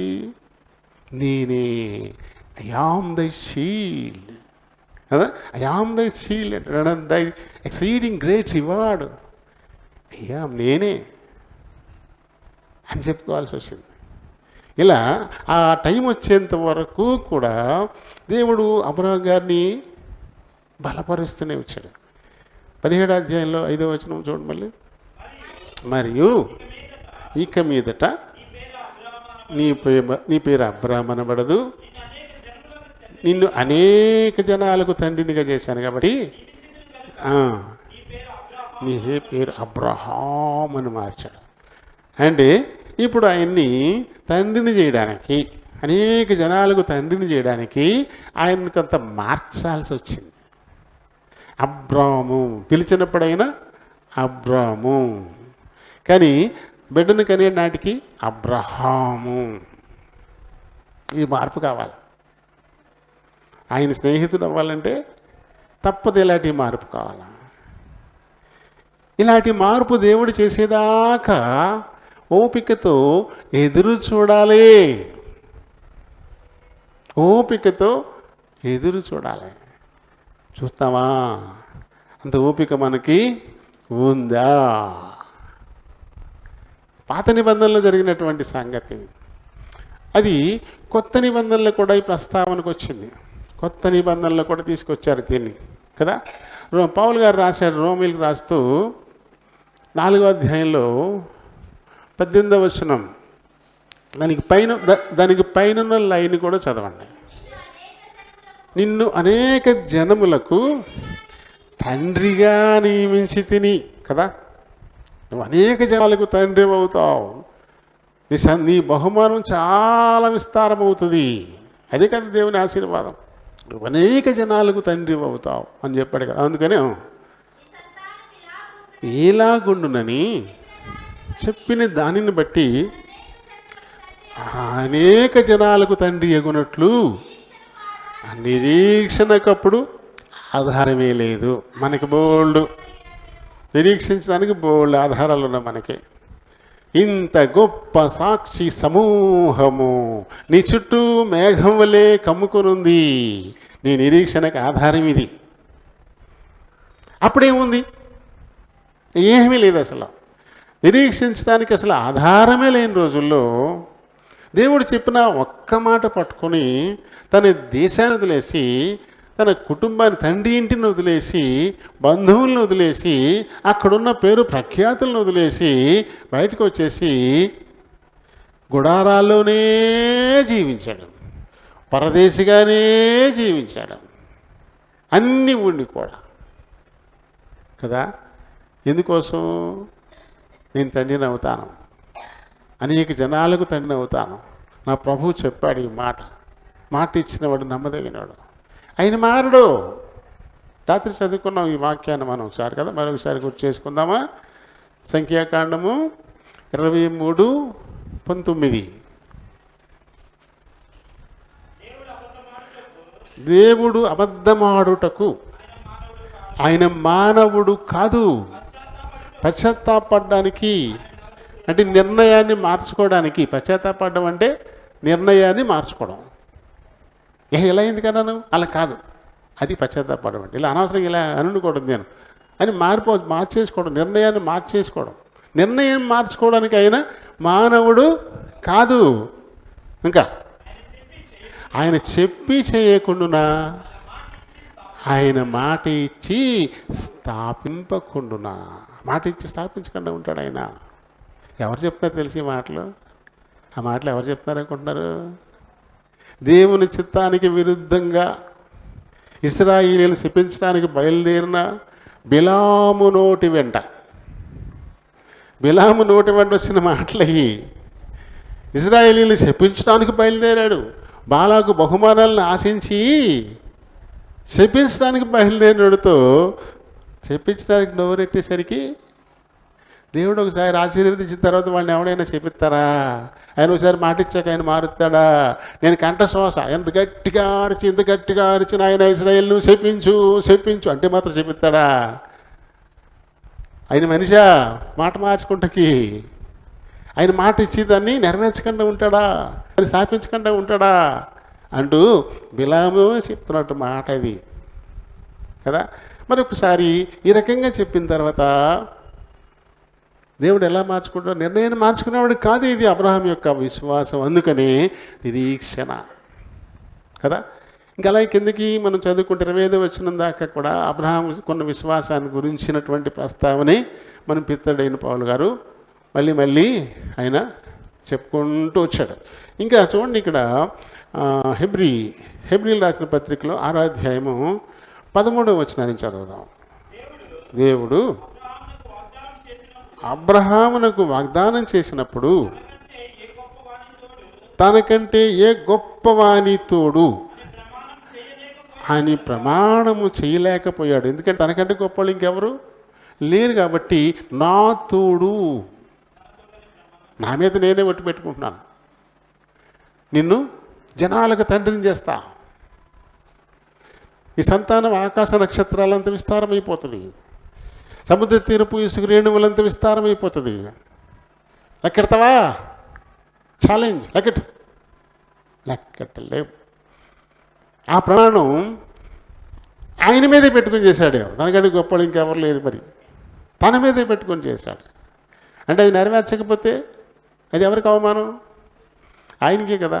ఎందుకు ఒట్టు పెడతారు? అమ్మ తోడుని ఎందుకు ఒట్టు పెడతారు? ఇది నేను నెరవేర్చకపోతే మా అమ్మకి ఏమైనా జరిగిపోతుంది, అదే కదా నా అర్థం. నా తోడుని ఎందుకు పెట్టుకుంటారు? నేను నెరవేర్చలేకపోతే నేనేమైనా అయిపోతాను, ఏదో అవుద్ది అని ఉద్దేశం. కానీ నెరవేర్చకపోతే ఎవరికి అవమానం? దేవునికే కదా. అందుకని ఆయన తోడుని ఆయన మీద పెట్టుకుని ప్రమాణం చేశాడు. ఇక చదువు కిందకి రా. చేసి నిశ్చయముగా నేను నిన్ను ఆశీర్వదించదను, నిశ్చయముగా నిన్ను విస్తరింపచేస్తాను, నిశ్చయముగా నిన్ను విస్తరింపచేస్తాను అని చెప్పాను. ఆ తర్వాత ఆ మాట నమ్మి అతడు ఓర్పుతో ఆ వాగ్దాన ఫలము పొందెను. ఓర్పుతో సహించి నిరీక్షించి ఆ వాగ్దాన ఫలాన్ని ఆయన ఖచ్చితంగా పొందాడా లేదా? ఎందుకంటే వాగ్దానం చేసినటువంటి దేవుడు ఆయన ఎప్పటికీ నమ్మదగినవాడు. చూడండి, మన పితరుడైన పౌలు తిమోతికి రాసిన 2వ పత్రికలో 2వ అధ్యాయము 13వ వచనం చదువుదాం. మనము నమ్మదగని వారమైనను ఆయన నమ్మదగినవాడు. అది మనమే నమ్మదగిన వాళ్ళు. మనల్ని ఎవడో నమ్మడం, మాటిచ్చి మనం దాన్ని నెరవేర్చాం. అవును ఇద్దాం అనుకున్నాను, మరదలేదు, ఏం చేయమంట అంటాడు అంతే వెంటనే. మాట మాత్రం చాలా బాగుంటుంది. ముందు చెప్పిన మాట చాలా అబ్బో దీనికే చేతిలో పెట్టేసినట్టే ఉంటుంది. నీకెందుకు సాయంకాలం 6 గంటలకు నేను నీ చేతిలో పెట్టిపోతాడు, తల తీసేసుకుంటాను. అబ్బా ఎంత బాగా చెప్తారంటే అవతలోడికి నిజంగా చాలా ఆశ కలిగేది. పాపం పోరు ఖచ్చితంగా ఇచ్చేస్తాడు, మన ఇబ్బంది తీరిపోద్ది. అవతలోడికి చాలా అవసరం ఉంది పాపం. 6 అయిపోద్ది రాడు, 6:30 అయిపోద్ది రాడు. ఏడా రాలేదని చెప్పేసి వస్తే అలా కూర్చుంటాడు, అందలేదు. మనం అడిగితే ఏమంటాడు? ఏం చెప్పావు నువ్వు? అవునా ఇద్దామనుకున్నాను, మరి ఏం చేయమంటా? ఇది మాట్లాడతారు. మనుషులు ఎలా చేస్తారు? మనుషులు ఎప్పటికీ కూడా నమ్మదగిన వారు కారు. మనము నమ్మదగిన వారము కానప్పటికీ దేవుడు మాత్రం ఆయన నమ్మదగిన వాడుగా ఉండును. ఆయన స్వభావం నమ్మకత్వం, మాట ఇచ్చి నెరవేర్చటం. దానికి విరుద్ధంగా ఆయన ఏమీ చేయడు. దానికి విరుద్ధంగా ఆయన ఏమీ చేయడు. కాబట్టి ఇంత విశ్వాసంతో నిరీక్షిస్తూ 25 సంవత్సరాలు. ఇప్పుడు 50 ఏళ్ళు ఉన్నాయనుకోండి, కనిపెడతారు. వాళ్ళకి పెద్ద వయసు కాదు కదా. కనిపెడతాకుంది. 75 తర్వాత వండుకొద్దీ బిడ్డల్ని కనడానికి పరిస్థితులు క్లిష్టమైపోతాయి కదా. కాలం గడుస్తున్న కొద్దీ ఇప్పుడు స్త్రీకి స్త్రీ ధర్మం ఉడికిపోద్ది. నెలసరులు రాకపోతే గర్భం దాల్చడానికి కుదరదు. నెలసరి వస్తుండాలా, అది వస్తున్నంతసేపే అది ఫలించడానికి అవకాశం ఉంటుంది. కొంత వయసు అయిన తర్వాత మోనోఫాజ్లోకి వెళ్ళిపోతారు, అంటే అది ఆగిపోతుంది. అది ఆగిన తర్వాత ఇంక బిడ్డలు కానీ ఛాన్సే లేదు. దేవుడు ఆ టైం దాకా కనిపెట్టాడు. నేను ఎంత నమ్మదగిన వాడను, ఎంత శక్తివంతుణ్ణి, అది వాళ్ళకి తెలియాలి. స్త్రీధర్మం ఉడికిపోయిన తర్వాత బిడ్డలు పుడితేనే కదా గొప్ప. అది రన్నింగ్లో ఉండగా బిడ్డలు పుడితే పెద్ద గొప్ప ఉంది. కాబట్టి అది కూడా అయిపోయేదాకా కనిపెట్టాడు ఆయన. శారమ్మకి స్త్రీధర్మం కూడా ఉడికిపోయింది. 90 సంవత్సరాలు వచ్చేసాయి. ఇంకొంటాయి ఎప్పటిదాకా.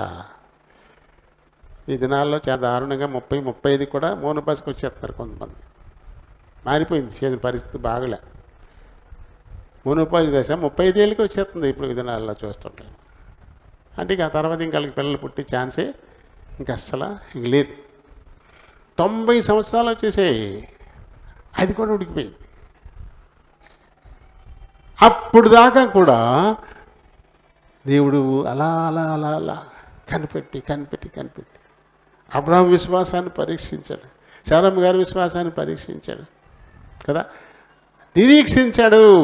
అది నెరవేరేదాకా ఆయన ఓపికతో ఎదురు చూస్తూనే ఉన్నాడు. నువ్వు చూస్తావా? ఏదైనా ఒకటి దేవుణ్ణి అడిగి అది దేవుడు మనకిచ్చేదాకా ఓపికతో కనిపెడతావా? నిన్న వస్తారు సాయంకాలం, అన్న ఇది పరిస్థితి ప్రార్థన చేయండి అంటారు. తెల్లారిసరికి రాలేదేంటి, వస్తుందంటవా? నిన్నే ప్రార్థన చేయించుకున్నాను, రాలేదేంటి, వస్తుందంటవా? తెల్లారిసరికి డౌట్ వచ్చేది మనకు. కనిపెట్టలేవు. తగిన సమయం అని దేవుడు చెప్పాడు కదా. మాట ఎందుకు గుర్తుండదు మనకి? మన పితృడైన పేతురు గారు చెప్పాడు, దేవుడు తగిన సమయమందు నేను హెచ్చించులాగున ఆయన బలిష్టమైన చేతి కింద దీన మనసుతో ఓపికతో కనిపెట్టు. ఎందుకు కనిపెట్టం మనం కదా? పౌలు గారు ఫిలిప్పీ సంఘంతో చెప్తూ 4వ అధ్యాయం 4వ వచనం నుంచి మనకు మళ్ళీ చదువుతాం. అక్కడ కూడా ఉంటుంది. నీ ప్రతి అవసరత, ప్రార్థన, విజ్ఞాపన, కృతజ్ఞతాపూర్వకంగా ఆయనకి తెలియచేయి. ముందు ఆయన నీకు సమీపంగా ఉన్నాడు, తెలియచేయి. అది ఎప్పుడు ఇవ్వాలో అప్పుడు ఇస్తాడు. ప్రతిదానికి సమయం ఉంది, ప్రసంగి ద్వారా చెప్పించాడు దేవుడు. ఇవన్నీ మనకు ఆధారం కావాలి. దేవుడు నమ్మదగినాడు, ప్రతిదానికి సమయం ఉందన్నాడు. అది ఎప్పుడు ఇవ్వాలో అప్పుడే నాకు తప్పకుండా ఇస్తాడు, నాకు తప్పకుండా ఇస్తాడు అని అడిగేసి క్లియర్గా మన అవసరత చెప్పేసి ఓపికతో మనం కనిపెట్టాలి. అలా ఓపికతో నిరీక్షిస్తూ అబ్రహాం గారు ఉండిపోయాడు కాబట్టి ఆయన ఇచ్చిన మాట నెరవేర్చాడు. పైగా నా స్నేహితుడు అంటున్నాడు. నా స్నేహితుడు. మనం కూడా ఆయనకి స్నేహితులం కావాలంటే మన పితరుడైన అబ్రహాం వలె మనం కూడా ఏం చేయాలి? ఓపికతో ఎదురు చూడాల, నిరీక్షించాల కదా, నిరీక్షించాలి. ఏ దర్శనమైతే తను మూడవదిగా చూస్తే ఏ దర్శనమైతే దేవుడు తనకిచ్చాడో ఆ దర్శనం దాన్ని అది నెరవేరేంత వరకు వాళ్ళ కనిపెడుతూ ఉండాల్సిందే. ఇక డీవియేషన్ ఉండకూడదు. ఎందుకు వచ్చినప్పుడు ఎప్పుడు పిలిచాడు, బిడ్డనిస్తారు కదా అని చెప్పేసి అని వస్తే ఏళ్ళు గడిచిపోతున్నా బిడ్డని ఇవ్వట్లేదు, అనవసరంగా నా దేశాన్ని వదిలేశాను, అనవసరంగా నా కుటుంబాన్ని వదిలేశాను, నా బంగారం వీళ్ళు వదిలేసుకొని వెళ్ళిపోతాను నేను. ఎందుకు ఇంతే, ఇంకా వెళ్ళిపోతాను నేను, వెళ్ళిపోతాను నేను అని వెనక్కి వెళ్ళిపోయాడా? వస్తారు సంఘానికి, కొన్నాళ్ళ పాటు సహవాసంలో ఉంటారు, బిడ్డల కోసం ఎదురు చూస్తారు, దేవుడు గర్భాన్ని ఫలింపజేస్తాడు. అప్పటి నుంచి అబ్బాయి పడతారు అనుకుంటారు. అమ్మాయి పుట్టింది, వద్దు నేను ఇంకెక్కడికి వెళ్ళను ఇంకా అబ్బాయిని ఇవ్వలేదు, నేను వెళ్ళను ఇంకా. ఇలా మానేసి కూడా ఉన్నారు కదా, ఇలా మానేసి కూడా ఉన్నారు. అలా ఉంటే ఎలా అయిన స్నేహితులు అవుతాం మనం? ఓపికతో మళ్ళీ వెనక్కి తిరిగిపోదామని ఆలోచన రాకూడదు. అలా వెళ్ళిపోదాము అని అనుకుంటే ఖచ్చితంగా నాసిపోతాం. నన్ను అబ్బాయి చెప్పాడు, జైల్ గారు చెప్పారు, రాత్ర యాయిర్ ప్రస్తావన తీసుకొచ్చారు కదా, యాయిర్ ప్రస్తావన తీసుకొచ్చారు. యాయిరు తన కూతురు చావనై ఉంది అంటే పెద్ద ప్రాణం పోయింది, ఇంక పోయినట్టే. వచ్చాడు, వస్తే ఈ లోపల ఇక్కడ ఒక సీన్ జరుగుతుంది కదా, రక్తస్రావ రోగంతో బాధపడుతున్న ఒక సహోదరి, ఆ సీన్ జరుగుతూ ఉండదు ఇక్కడ. అందుకని నేను వెళ్దామని బయలుదేరినోడే ఆగిపోతాడు. ఇంక ఇప్పుడే మొదలవుతాయి ఆలోచనలు. ఆ యాయిర్కు గుంజేస్తూ ఉంటుంది. నా బిడ్డ చూస్తే అలా ఉంది, ఈయన మొత్తం బయలుదేరాడు, ఇప్పుడు రావాలా మనిషి, ఈ ఏదో మీటింగ్ ఇట్టాడంటే ఇక్కడ రాకుండా ఏంటి ఇదంతా ఓ పీకిలాట అయిపోద్ది, లోపల ఓ పీకిలాట అయిపోతూ ఉంటుంది. అబ్రహాం గారు కూడా అలాగే ఆలోచించాలి ముందు కదా. ఆయన పిలిస్తే వచ్చేసాను నేను, నా కొడుకుని ఇస్తా అన్నాడు, 75 ఎప్పుడు వచ్చాను, 85 అయిపోయింది, 95 అయిపోయింది, ఇంకా పెట్టినవ్వలేదు. ఈ లోపల ఎన్ని కష్టాలు, నా భార్యను కూడా ఎవడో ఎత్తుకెళ్ళిపోయాడు, అన్నీ ఉండి కూడా పొరుగుళ్ళగా పరాయిళ్ళగా గుడారాల్లో ఉండాల్సి వస్తుంది, ఏంటి అంతాను, తిరిగి వెళ్ళిపోదాం అని ఆయన అనుకోలేగా. ఈ యాయిర్ కూడా అనుకోలే, ఉన్నాడు పాపం అలాగే. లోపలైతే ఎంతో యుద్ధం జరుగుతుంది. కూతురు బతికుందంటావా, ఉందంటావా, ఇది వస్తాయంటావా, బతికిస్తారంటావా, యుద్ధం జరుగుతూ ఉంటుంది లోపల. మౌనంగా ఉన్నాడంతే అక్కడ. ఈ లోపల ఇంటికాడ నుంచి పిడుగు లాంటి వార్త రానే వచ్చేసింది. యాయిరు చచ్చిపోయింది అమ్మాయి, ఎందుకైనా బాధపడతా, వచ్చి ఇప్పుడు పనులు ఉన్నాయి కదా, వచ్చి అన్నాడు ఎవడు వచ్చి. ఇప్పుడు ఎలా ఉంటుంది, గుండె జారిపోద్ది కదా, ఆ ఉన్న ఆశ కాస్త జారిపోద్ది. అలాంటి పరిస్థితుల్లో అన్ని హృదయాంతర్యాలు ఎరిగిన దేవుడు, నమ్మిక మాత్రం ఉంచు. నువ్వు ఏ నమ్మకంతో నా దగ్గరకు వచ్చావో ఆ నమ్మకాన్ని అలాగే ఉండనాయి. నాకు తెలుసు అది ఎప్పుడు నెరవేర్చాలి. ఆ నమ్మకాన్ని నువ్వు అలాగే ఉండి అంతే. అలా మౌనం కూర్చొని పోయాడు. ఎందుకు? కొన ప్రాణంతో కదా వచ్చాడు, ఉండగా వచ్చాడు కదా. ఇప్పుడు ఆ ప్రాణం కూడా పోవాలి. ఆ అమ్మాయిని కాల్చడానికో పూడ్చడానికో ఏర్పాట్లు కూడా జరిగిపోతూ ఉండాలి. అలాంటప్పుడు లేపితేనే కదా చనిపోయిందని లేపినట్టు అవుతుంది. ఆ కొన ప్రాణంతో ఉన్నదాన్ని ఈయన వచ్చేసి ఏదో చేస్తే అది చచ్చిపోలేదు, ఆయన వచ్చాడు అది లేచి కూర్చుందా, ఇలాగే కదా అనుకుంటారు. కానీ ఆయన చేస్తున్నటువంటి కార్యం అది ఎప్పుడు ఎలా జరగాలో ఆయనకి తెలుసు. కాబట్టి ఆయన మౌనంగా ఉన్నాడు వెళ్ళకుండా. నువ్వు అలా ఉండు, నమ్మికతో అలా ఉండు. నువ్వు ఎప్పుడు అది నేను చేయాలో అది నాకు తెలుసు. ఆయన ఓపికతో అలాగే ఉన్నాడు యాయిర్. అలా కాకుండా ఈయన వస్తలేదు, ఇద్దరు ఇంకా నా కూతురు పనింతే అని వెళ్ళిపోయాడు అనుకోండి. వెనక్కి తిరిగి ఏం చేస్తాడు? ఆ కూతుర్ని కాల్ చేస్తాడు, లేకపోతే పూడి చేస్తాడు, అంతే కదా. పోగొట్టుకుంటాడు శాశ్వతంగా. కానీ ఆయన ఆ పని చేసేదాకా అలా ఎదురు చూస్తూ ఓపికతో అలా ఉండిపోయాడు. దేవుడు రెండు ప్రయోజనాలతో పనిచేస్తాడు. ఇటు ఇంత నమ్మకం ఉన్నటువంటి ఆ తండ్రికి ఆ కూతురుని ఇవ్వాలా, అదొకటి. రెండోది, నేను చనిపోయిన వాళ్ళని సైతం బతికించగలను అనేటువంటి విషయం అందరికీ తెలియాలి. తద్వారా అనేకులు విశ్వాసం ఉంచాలా, రక్షింపబడాలా. ఆయన కోరికది. ఒక్కటి కూడా ఒక్క ప్రయోజనం కొరకు దేవుడు ఎప్పటికీ చేయడు. ఎందుకు? ఋతుక్రమం ఆగిపోయేదాకా వెయిట్ చేశాడు. ఋతుక్రమాలు ఆగిపోయిన తర్వాత బిడ్డలు పుట్టడం అనేది అసాధ్యం, అంతే. అది ఉన్నంతసేపు ఎప్పుడొకప్పుడు కాయచ్చు, ఛాన్స్ ఉంటుంది. ఇంకా అది ఉడికిపోయాయి, శ్రీధర్మం ఉడికిపోయింది. ఇక అన్న తర్వాత ఇంకా అసలు బిడ్డలు పుట్టే ఛాన్స్ అసలు లేనే లేదు. అప్పుడు దగ్గర కనిపెట్టాడు. అంటే నేనేం చేయగలను? ఇంచుమించుగా ఋతుధరం ఉడికిపోయిందంటే మృతత్తులే చనిపోయిన వాళ్ళతో సమానం. ఇంకా వాళ్ళ వచ్చి జీవం ఇంకా బయటికి రాదు. ఋతుక్రమం ఉన్నంతసేపు వారిలో నుంచి ఇంకొక జీవి బయటికి వచ్చే ఛాన్స్ ఉంది. కానీ ఇంకా ఇటువంటి వాళ్ళకి ఇంక సాగు కోసం చూడడమే తప్ప ఇంకొక జీవాన్ని బయటికి వచ్చేటువంటి ఛాన్స్ ఇంకా లేదు. అటువంటి ఆ టైం వరకు ఆ టైం వరకు దేవుడు అలా కనిపెట్టి అప్పుడు ఇచ్చాడు కదా. అలాగే యాయీరు కుమార్తె చనిపోయేదాకా వెయిట్ చేశాడు. పూర్తిగా చనిపోయిన తర్వాత ఆమె కోసం ఆ గోళ్ళు చేసేవాళ్ళు కూడా పిలిపించేశారు. గోళ్ళు చేసేవాళ్ళు ఎంత ఆచారం ఉంటుంది అక్కడ ఉంటుంది.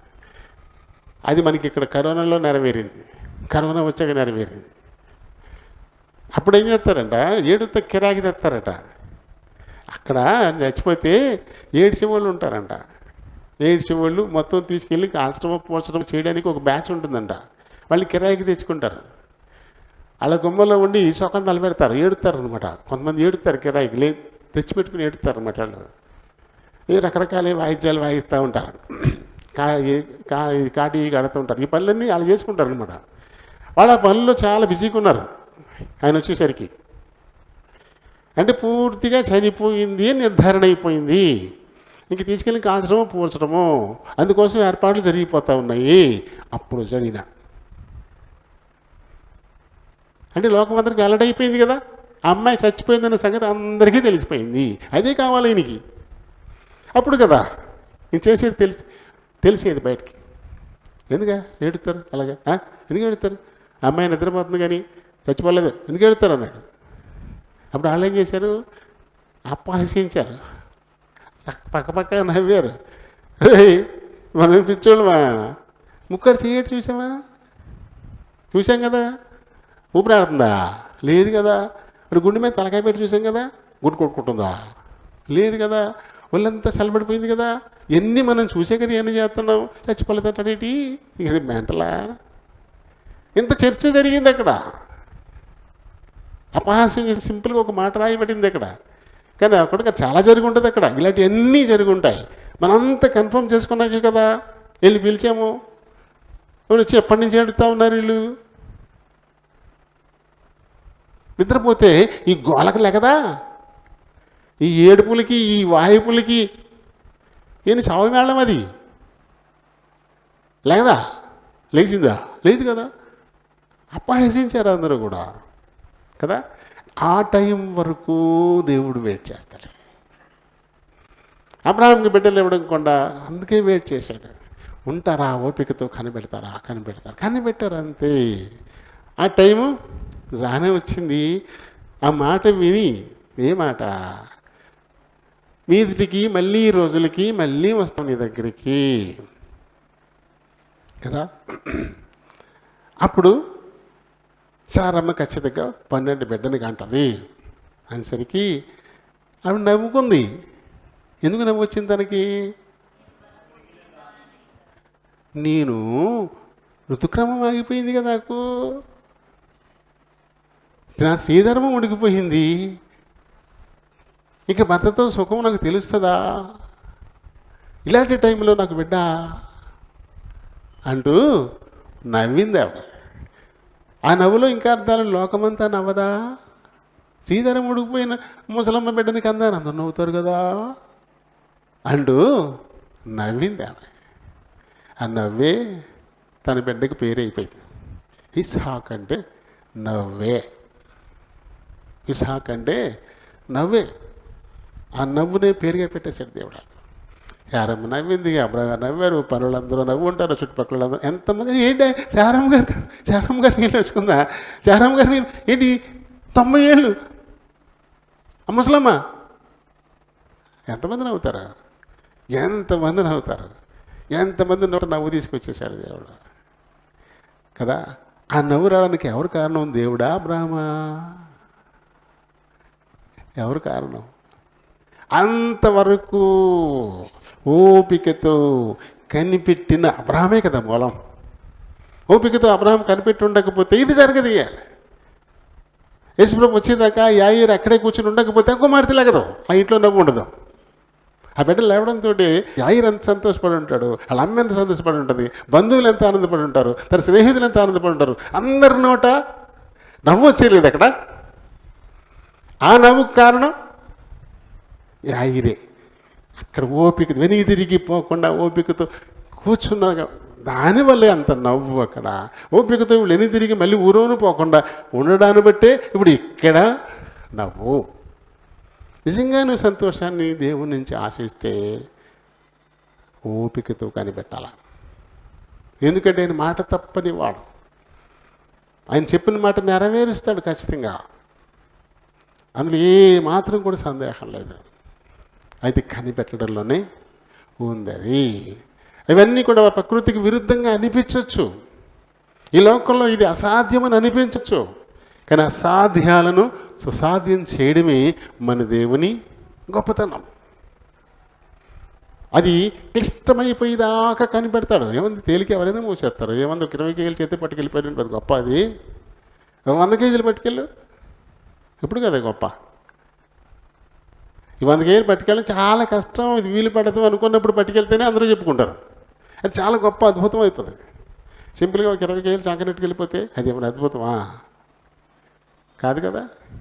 క్లిష్ట సమయం, కుదరదు అనుకున్నప్పుడు జరిగితేనే అది అద్భుతం కదా. మనం కూడా చేస్తుంటాం దేవుని సన్నిధికి రావడానికి. ఏ ఇబ్బంది లేదు, ఏ పని లేదు, ఎవరు మనకి అడ్డంగా రాలేదు, ఖాళీగా ఉన్నాం. ఇక్కడ ఖాళీగా కూర్చునే కంటే మందిరానికి వెళ్తే పోదు కదా, అప్పుడు వస్తాం ఫ్రీగా. కానీ ఏదన్నా చిన్న ఇబ్బంది ఇంట్లో ఉందంటే చాలు, మనకే దొరికింది సాకు ఎగ్గొట్టేయడానికి, ఇంట్లో కూర్చుండిపోతాం. ఏదో ఇబ్బంది ఉన్నప్పుడు రావడం గొప్ప, ఏ ఇబ్బంది లేనప్పుడు రావడం గొప్ప. దేనికి ఎక్కువ ఇంపాక్ట్ ఉంటుంది కదా. ఎన్నో ఇబ్బందులు ఆటంకాలు వచ్చినప్పుడే వస్తేనే కదా నువ్వు దేవుని దృష్టిలో ప్రత్యేకం. ఫ్రీగా ఉన్నావు, ఏ కాళ్ళు చేతులు చాపుకొని ఏ పని లేదు కాబట్టి ఇక్కడికి వచ్చి కూర్చున్నావు. ఏముంది ఇందులో? వింత ఏముంది ఇందులో? దేవుడు ఎవరికి విలువిస్తాడు? చాలా క్లిష్టమైన పరిస్థితులు వచ్చినా సరే విశ్వాసాన్ని వదిలిపెట్టుకోకుండా ఓపికతో ఎవరుంటారో వాళ్ళు కదా ఆయనకి ప్రియులు. ఎందుకు అబ్రహాం ఇంత ఆయనకి ఇష్టడైపోయాడు? ఆఖరు నా స్నేహితుడు అనేసాడు. ఆయన సృష్టించిన, ఆయన చేతి నిర్మాణమైన ఒక మనిషి. నువ్వేనా ఫ్రెండ్, నువ్వేనా స్నేహితుడివి, నేను చేసేది నేను నీతోటే మాట్లాడతాను, నీకే చెప్తాను, నేను అప్పుడే చేస్తాను. నేను ఎంత గొప్ప స్థితికి ఎదిగిపోవడానికి కారణం ఏంటి? క్లిష్టమైన పరిస్థితుల్లో ఆయన వెంబడిస్తున్నాడు, అంతే. అది ఆయన స్నేహితుడు అవడానికి వచ్చినటువంటి కారణంగా మనం చెప్పుకోవచ్చు. ఇంకా చూడండి, హెబ్రీయులకు రాసిన పత్రికలో 11వ అధ్యాయము 10వ వచనం చదువుదాం. హెబ్రీ 11:10.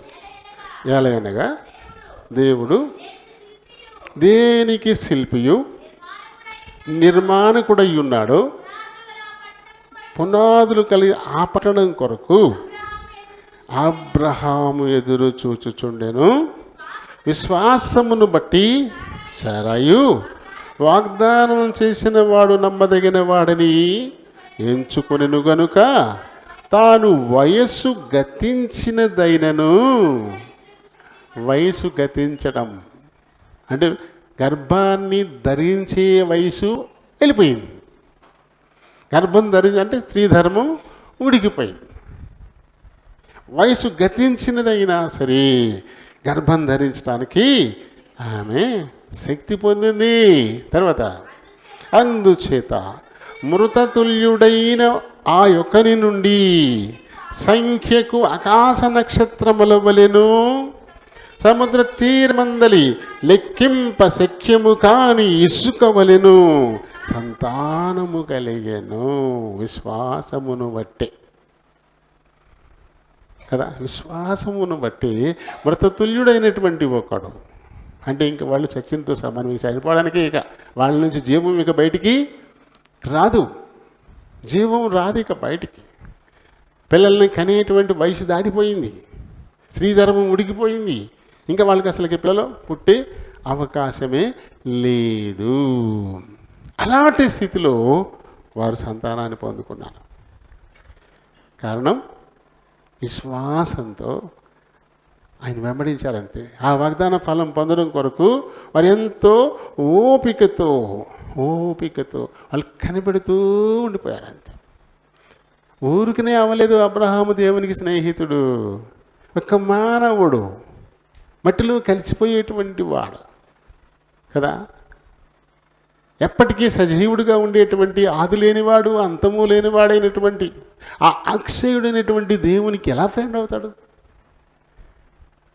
ఎలా ఫ్రెండ్ అవుతాడు చూడండి.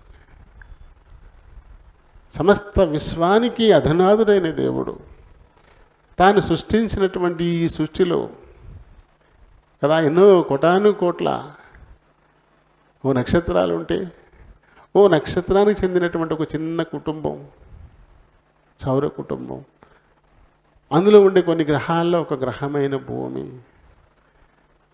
ఆ భూమి మీద 7 ఖండాలు ఉంటే ఆసియా ఖండం, అందులో ఉన్నటువంటి ఒక్క మనిషి కదా, ఆ మనిషితో స్నేహం చేయడానికి ఎక్కడి నుంచి వచ్చేసాడు ఆయన? ఎక్కడి నుంచి వచ్చేసాడు? విశ్వాంతరాల నుంచి దిగి వచ్చేసాడు.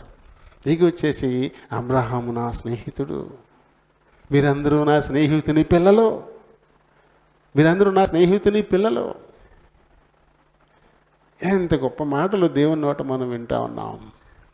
ఇలాంటి మాటలు దేవుడి పలికేలా ఎవరి వల్ల అయింది? ఎవరు చేశారు ఇది? మన పితరుడైన అబ్రహాం. మనిషి మనలాగా రక్తమాంసాలు ఉన్నోడే, మనలాగా కోపతాపాలు ఉన్నోడే, మనలాగా దుఃఖం ఆనందం ఉన్నోడే, ఏం లేదు తేడా. కానీ అలాంటి ఆయన దేవునికి స్నేహితుడు అయిపోయాడంటే మనం కూడా ఆయన స్నేహితుడు అయిపోవడానికి ఛాన్స్ ఉన్నట్టే కదా. మనం కూడా ఖచ్చితంగా ఆయన స్నేహితులు అవ్వచ్చు. మనతో కూడా దేవుడు స్నేహం చేయడానికి ఇష్టపడతా ఉన్నాడు ఖచ్చితంగా. ఎందుకంటే ఆల్రెడీ ఆయన ఫ్రెండ్స్ అంతానే మనం ఆయన స్నేహితుని పిల్లలమే కదా. నా స్నేహితుడైన అబ్రహాము సంతానమా, ఎంత చక్కటి మాట దేవుడు చెప్తా ఉన్నాడు. అది వింటుంటే మన సంతోషం అవ్వట్లేదా కదా. నిన్న ఎంపీటీసీ దొరబాబుతో మాట్లాడాను, ఫోన్లో మాట్లాడాను. అంటే సర్పంచ్ వచ్చాడు, మన ఇంట్లోకి వచ్చాడు, మాట్లాడాను. ఏంటంటే వాళ్ళ నాన్న 5వ తరగతి దాకా నాతో చదువుకున్నాడు. నాగేశ్వరం, లక్ష్మీనారాయణ గారు నాగేశ్వరం అంటారు కదా, ఆయన నేను 5 దాకా చదువుకున్నాం మేము. అప్పుడు లీడర్ అతను, మాకు క్లాస్ లీడర్ అన్నమాట. మాట్లాడితే నుంచో నుంచో అని చెప్పేసి నుంచో పెట్టేసేవాడు అతను, నాగేశ్వరరావు. నేను అదే చెప్పాను, మీ నాన్న నేను క్లాస్మేట్స్ 5 దాకా చదువుకున్నా, మీ నాన్న అప్పుడు లీడర్గా ఉండేవాడు, మాట్లాడితే చాలు నుంచి పెట్టేసాడు మమ్మల్ని.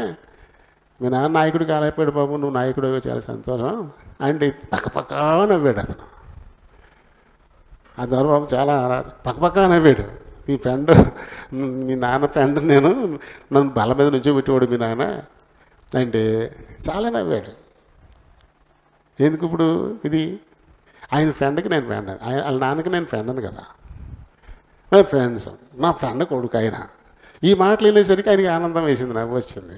ఇప్పుడు మనం ఎవరు? దేవుని ఫ్రెండ్ కొడుకు కదా, మరి మనకు నవ్వు రాదా? దేవుని ఫ్రెండ్ పిల్లలం కదా మనం కూడా నవ్వాలి కదా. మా నాన్న దేవునికి స్నేహితుడా, సృష్టికర్తకు స్నేహితుడా మా నాన్న, ఆయన పిల్లలమా మేము? అబ్బా ఎంత ఆధిక్యత! మనం ఏదో తక్కువ అనుకుంటున్నాం, మనం చాలా తక్కువ అనుకుంటున్నాం మనం, అంతే కదా. ఓ మినిస్టర్ గారి ఫ్రెండ్ పిల్లలు, మా నాన్న మినిస్టర్ గారి ఫ్రెండ్, ఎంత గొప్పగా చెప్పుకుంటారు. సీఎం గారి ఫ్రెండ్ కొడుకులు ఎంత గొప్పగా చెప్పుకుంటారు. సీఎం అంకుల్ మా నాన్న ఫ్రెండే, సీఎం అంకుల్ మా నాన్న ఫ్రెండే చెప్పుకుంటారు. అందరూ కూడా చెప్పుకుంటారు, చాలా గర్వంగా ఫీల్ అవుతారు కదా. వాళ్ళకి అందే కూడా అందుతూ ఉంటాయి. స్పెషల్ ప్రత్యేకమైన కార్యక్రమాలు జరిగినప్పుడు ఆయన కూడా వస్తుంటాడు. మరి మన జగన్ గారు చాలామంది పెళ్ళిళ్ళకి వెళ్తున్నాడు కదా, అక్కడ అలాగే అటువంటి ఆ ఆత్మీయ ఆ సహవాసం వాడు కనబడుతూ ఉంటుంది. మనుషుల్ని చూస్తున్నాం మనం ఇలాంటివి. మరి సాక్షాత్తు సృష్టికర్త చెప్తున్నాడే, మీరందరూ ఎవరు? నా స్నేహితుడైన అబ్రహాము సంతానం. మీరు అసలు భయపడద్దు, చక్కటి వాగ్దానాలు ఉన్నాయి దీంట్లో మనకి. అదే ఇందాక మనం చెప్పుకున్నాం, గ్రంథ వాగ్దానాలన్నీ నావి. ఏమన్నాడు ఇందులో చూడండి, ఇక్కడ నీవు నా దాసుడు అని నేను నిన్ను ఉపేక్షింపక ఏర్పరచుకుంటే, నేను నీతో చెప్పి ఉన్నాను, నీకు తోడై ఉన్నాను, నేను నీకు తోడై ఉన్నాను, భయపడద్దు, నేను నీకు తోడై ఉన్నాను, దిగులు పడుకు, నేను నిన్ను బలపరుస్తాను, నీకు సహాయం చేయవాడును నేనే. నీతి అను నా దక్షిణ హస్తముతో నిన్ను ఆదుకొందును. నీ మీద కోపపడిన వారందరూ సిగ్గుపడి విస్మయముందెదరు. నీతో వాదించువారు మాయమై నశించిపోవుదురు. నీతో కలహించువారు నువ్వు వెదుగుతువు గాని వారిని నువ్వు కనుగొనలేకపోవుదువు. నీతో యుద్ధము చేయువారు మాయమైపోవుదురు, అభావులగుదురు. నీ దేవుడనైన యెహోవానగు నేను, భయపడకుము, నేను నీకు సహాయము చేసేదనని చెప్పుచు నీ కుడి చేతిని నేను పట్టుకున్నాను. షేక్ హ్యాండ్ ఇస్తున్నాను నీకు. కుడి చేతిని ఏ చేత పట్టుకుంటారు? కుడి చేతిని ఏ చేత పట్టుకుంటారు? అవతల వాళ్ళు కుడి చేతిని పట్టుకోవాలంటే ఏ చేత పట్టుకోవాలా? అయ్యో బాబోయ్, ఏంటమ్మా, ఏ చేత పట్టుకోవాలా? కుడి చేతిని పట్టుకోవాలంటే కుడి చేతితోటే పట్టుకోవాలా? ఎడం చేతి పట్టుకుంటారా? షేక్ హ్యాండ్ అవుద్ది. అది ట్రై చేయండి చూద్దాం. మీ కుడి చేతి అవతల కుడి చేతిని పట్టుకుంటారా? చూడండి ఎలా, ఏం చేస్తారు? దేవుడు అదే చెప్తున్నాడు ఇక్కడ. నా దక్షిణ హస్తముతో నీ దక్షిణ హస్తాన్ని పట్టుకున్నాను, నీ షేక్ హ్యాండ్ ఇస్తున్నాను నీకు. ఎందుకంటే నువ్వు నా స్నేహితుడైన అబ్రహాము బిడ్డవు నువ్వు. అందుకనే నేను నీకు షేక్ హ్యాండ్ ఇస్తున్నాను. చూసుకోండి, కుడి చేతితో ఎడం చేతిని పట్టుకోరు, ఇలా పట్టుకోలేరు. ఇలా పట్టుకుంటే షేక్ హ్యాండ్ అవుతుంది. అది ఈడ్చికెళ్తాక పట్టుకున్నట్టు అవుతుంది. ఇది షేక్ హ్యాండ్ అవుతుంది. షేక్ హ్యాండ్ అవ్వాలంటే ఖచ్చితంగా ఎదురు, ఇది షేక్ హ్యాండ్. ఆయన అదే చెప్తున్నాడు. నా దక్షిణ హస్తముతో నీ దక్షిణ హస్తాన్ని నేను పట్టుకున్నాను, నేను నీకు షేక్ హ్యాండ్ ఇస్తున్నాను. ఇంట్లోనికి ఆహ్వానించేటప్పుడు ఏం చేస్తారు? వచ్చే వాళ్ళని షేక్ హ్యాండ్ ఇచ్చి రండి రండి రండి, లోపలికి షేక్ హ్యాండ్ ఇచ్చాము అంటే లోపలికే, తన హృదయంలోనికి చేర్చుకుంటారు, ఇంట్లోకి చేర్చుకుంటారు, తన పనిలో చేర్చుకుంటారు, లోపలికి. అంతే కదా. ఈ ఇలా పట్టుకుంటే కుడి చేయకుండా ఎడం చేయి పట్టుకుంటే అక్కడి నుంచి బయటికి ఈడ్చుకెళ్ళిపోవడం అంతే. నేనెవడు రమ్మన్నాడు ఇక్కడికి? నువ్వెందుకు వచ్చావు ఇక్కడికి? ఎవడు రా, ఎక్కడి దగ్గర రానిచ్చింది అని పట్టుకుని ఈడ్చుకెళ్ళిపోవడానికి పట్టుకుంటాను ఇంకో చెయ్య. కుడి చెయ్యి అంటే లోపలికే. దేవుడు తన హృదయంలో మనం చేర్చుకోవడానికి ఇష్టపడతా ఉన్నాడు. ఎందుకంటే మీరు నా స్నేహితుడైన అబ్రహాము పిల్లలు మీరు. అందుకని నేను ఇలా చూడు, చక్కగా ఎంత మంచి మాటలైనా నేను చెప్తున్నాడు. నీతి అని నా దక్షిణ హస్తంతో నిన్ను ఆదుకుందును అన్నాడు కదా. ఆ తర్వాత ఏమన్నాడైనా, నీ కుడి చేతిని నేను పట్టుకున్నాను. నువ్వు ఎలాంటి వాడివి? ఒక పురుగు లాంటి వాడివి. నువ్వు ఎలాంటి వాడివి? స్వల్ప జనం నువ్వు. అటువంటి నిన్ను నా స్నేహితుని చేసి నీకు షేక్ హ్యాండ్ ఇస్తున్నా, కరచాలనం చేస్తున్నాను. కాబట్టి భయపడద్దు అస్సలు. నువ్వు ఎవరికి భయపడాల్సినటువంటి అవసరత లేదు. ఇశ్రాయేలు భయపడకుడి, నేను నీకు సహాయము చేయుచున్నాను అని యెహోవా సెలవిచ్చుచున్నాడు. నీ విమోచకుడు ఇశ్రాయేలు పరిశుద్ధ దేవుడే. అని గుర్తిస్తామా మనం?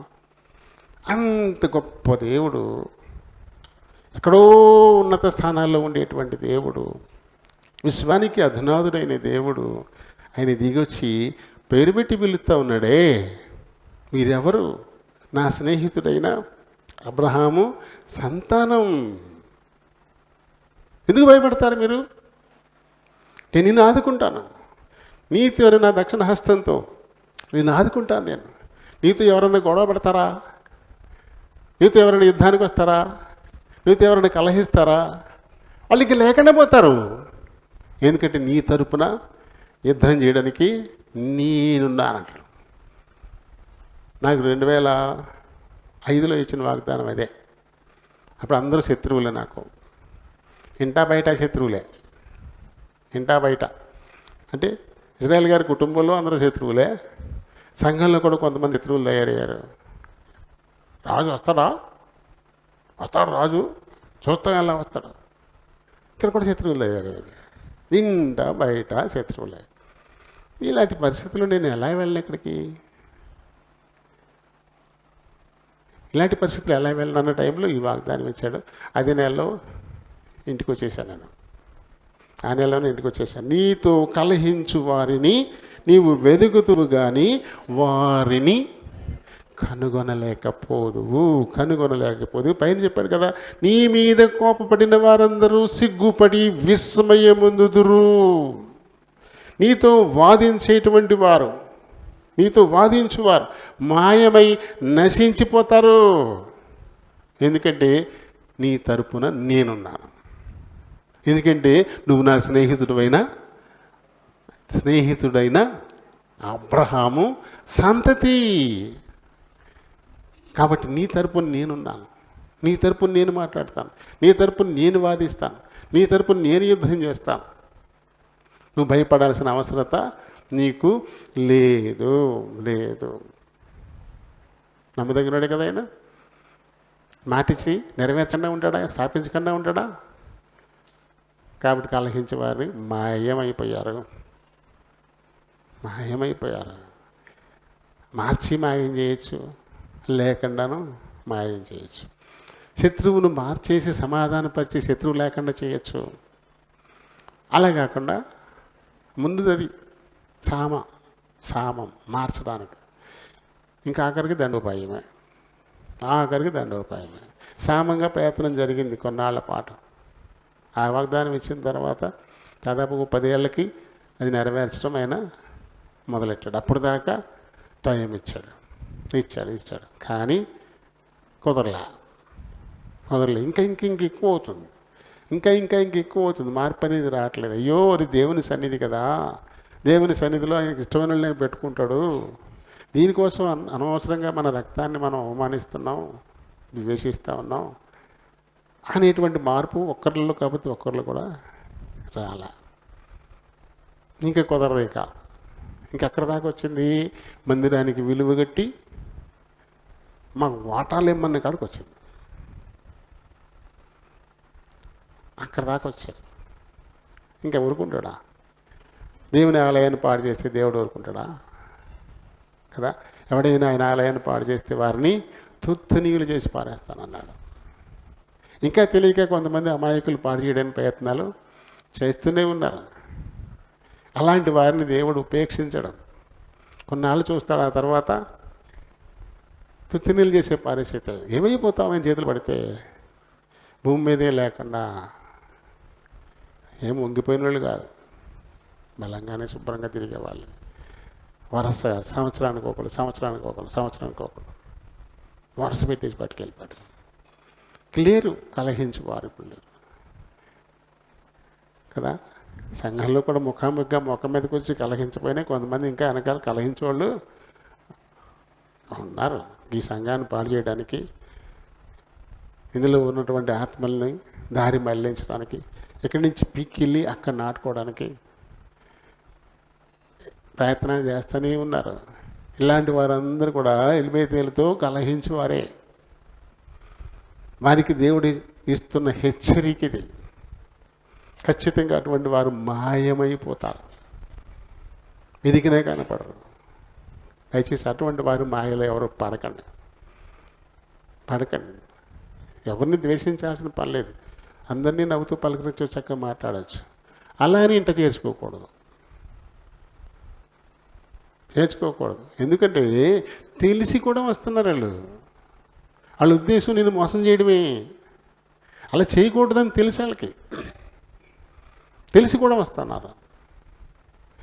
మనం నలుగురిని పిలిచి ఆనందపడిపోకూడదు. వాళ్ళు వీళ్ళు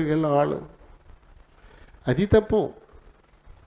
ఓ సహవాసంలో ఉండాలి. మనకి ఓ సహవాసానికి కట్టుబడి ఉండాలి. అందరితో ప్రేమగా ఉండొచ్చు, నవ్వుతూ మాట్లాడవచ్చు, ఎవరిని ద్వేషించాల్సిన అవసరం లేదు. అలా అని చెప్పేసి సహవాసం విషయం వచ్చేసరికి సహవాసంలోనే నిలిచి ఉండాలి. దీన్ని కల్మషం చేయకూడదు, కలుషితం చేయకూడదు, ఎవరిని తీసుకొచ్చి ఇక్కడ పెట్టకూడదు, మనం అక్కడికి వెళ్ళకూడదు.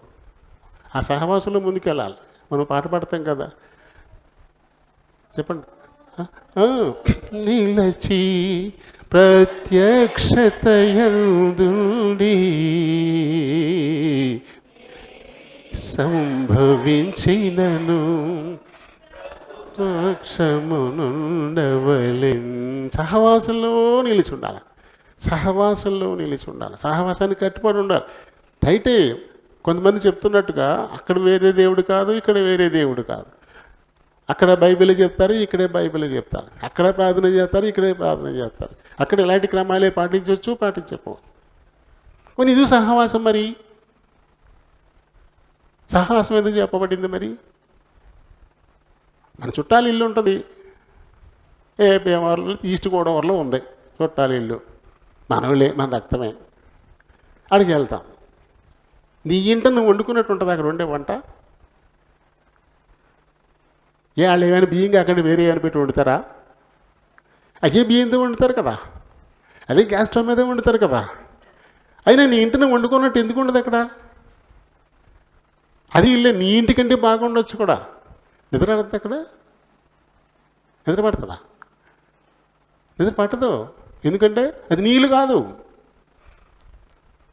మరి ఈ మాత్రం ఈ ఇళ్లలోనే ఇంత తేడా ఉన్నప్పుడు మరి ఈ సహవాసంలో ఉండదా తేడా? ఇక్కడ భాష వేరు, ఇక్కడ మాట్లాడే విధానం వేరు, ఇక్కడ క్రమం వేరు, అన్నీ వేరుగా ఉంటాయి.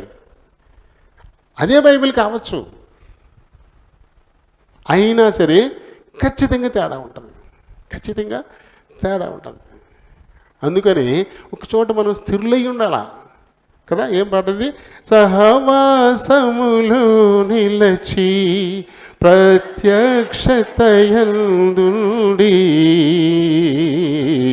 ఏమి సంభవించినను ప్రభు పక్షమునుండవలెన్. ఏమి సంభవించినా, సంభవాలు జరుగుతున్నాయి కదా, సంభవాలు జరుగుతూ ఉన్నాయి.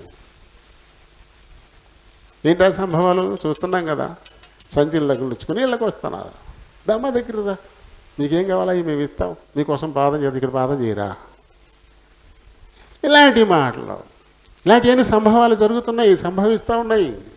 అలా ఇలాంటి ఏమి సంభవించినా సరే ఏం చేయాలంటే నువ్వు ప్రభు పక్షానే ఉండాలా. ప్రభు ఏం చెప్పాడో దానికి కట్టుబడి ఉండాలి. ఏం చెప్పాడు? నువ్వు ఎక్కడ పట్టబడ్డావు, ఎక్కడ నేను దేవుడు ఆకర్షించాడు, ఎక్కడ నువ్వు బాప్తీసం పొందావు, ఎక్కడ నువ్వు ప్రభు బలలో పాలు పంపులు పొందుతున్నావు, ఎక్కడ ఆత్మీయ ఆశీర్వాదం మొట్టమొదటి పొందావు నువ్వు.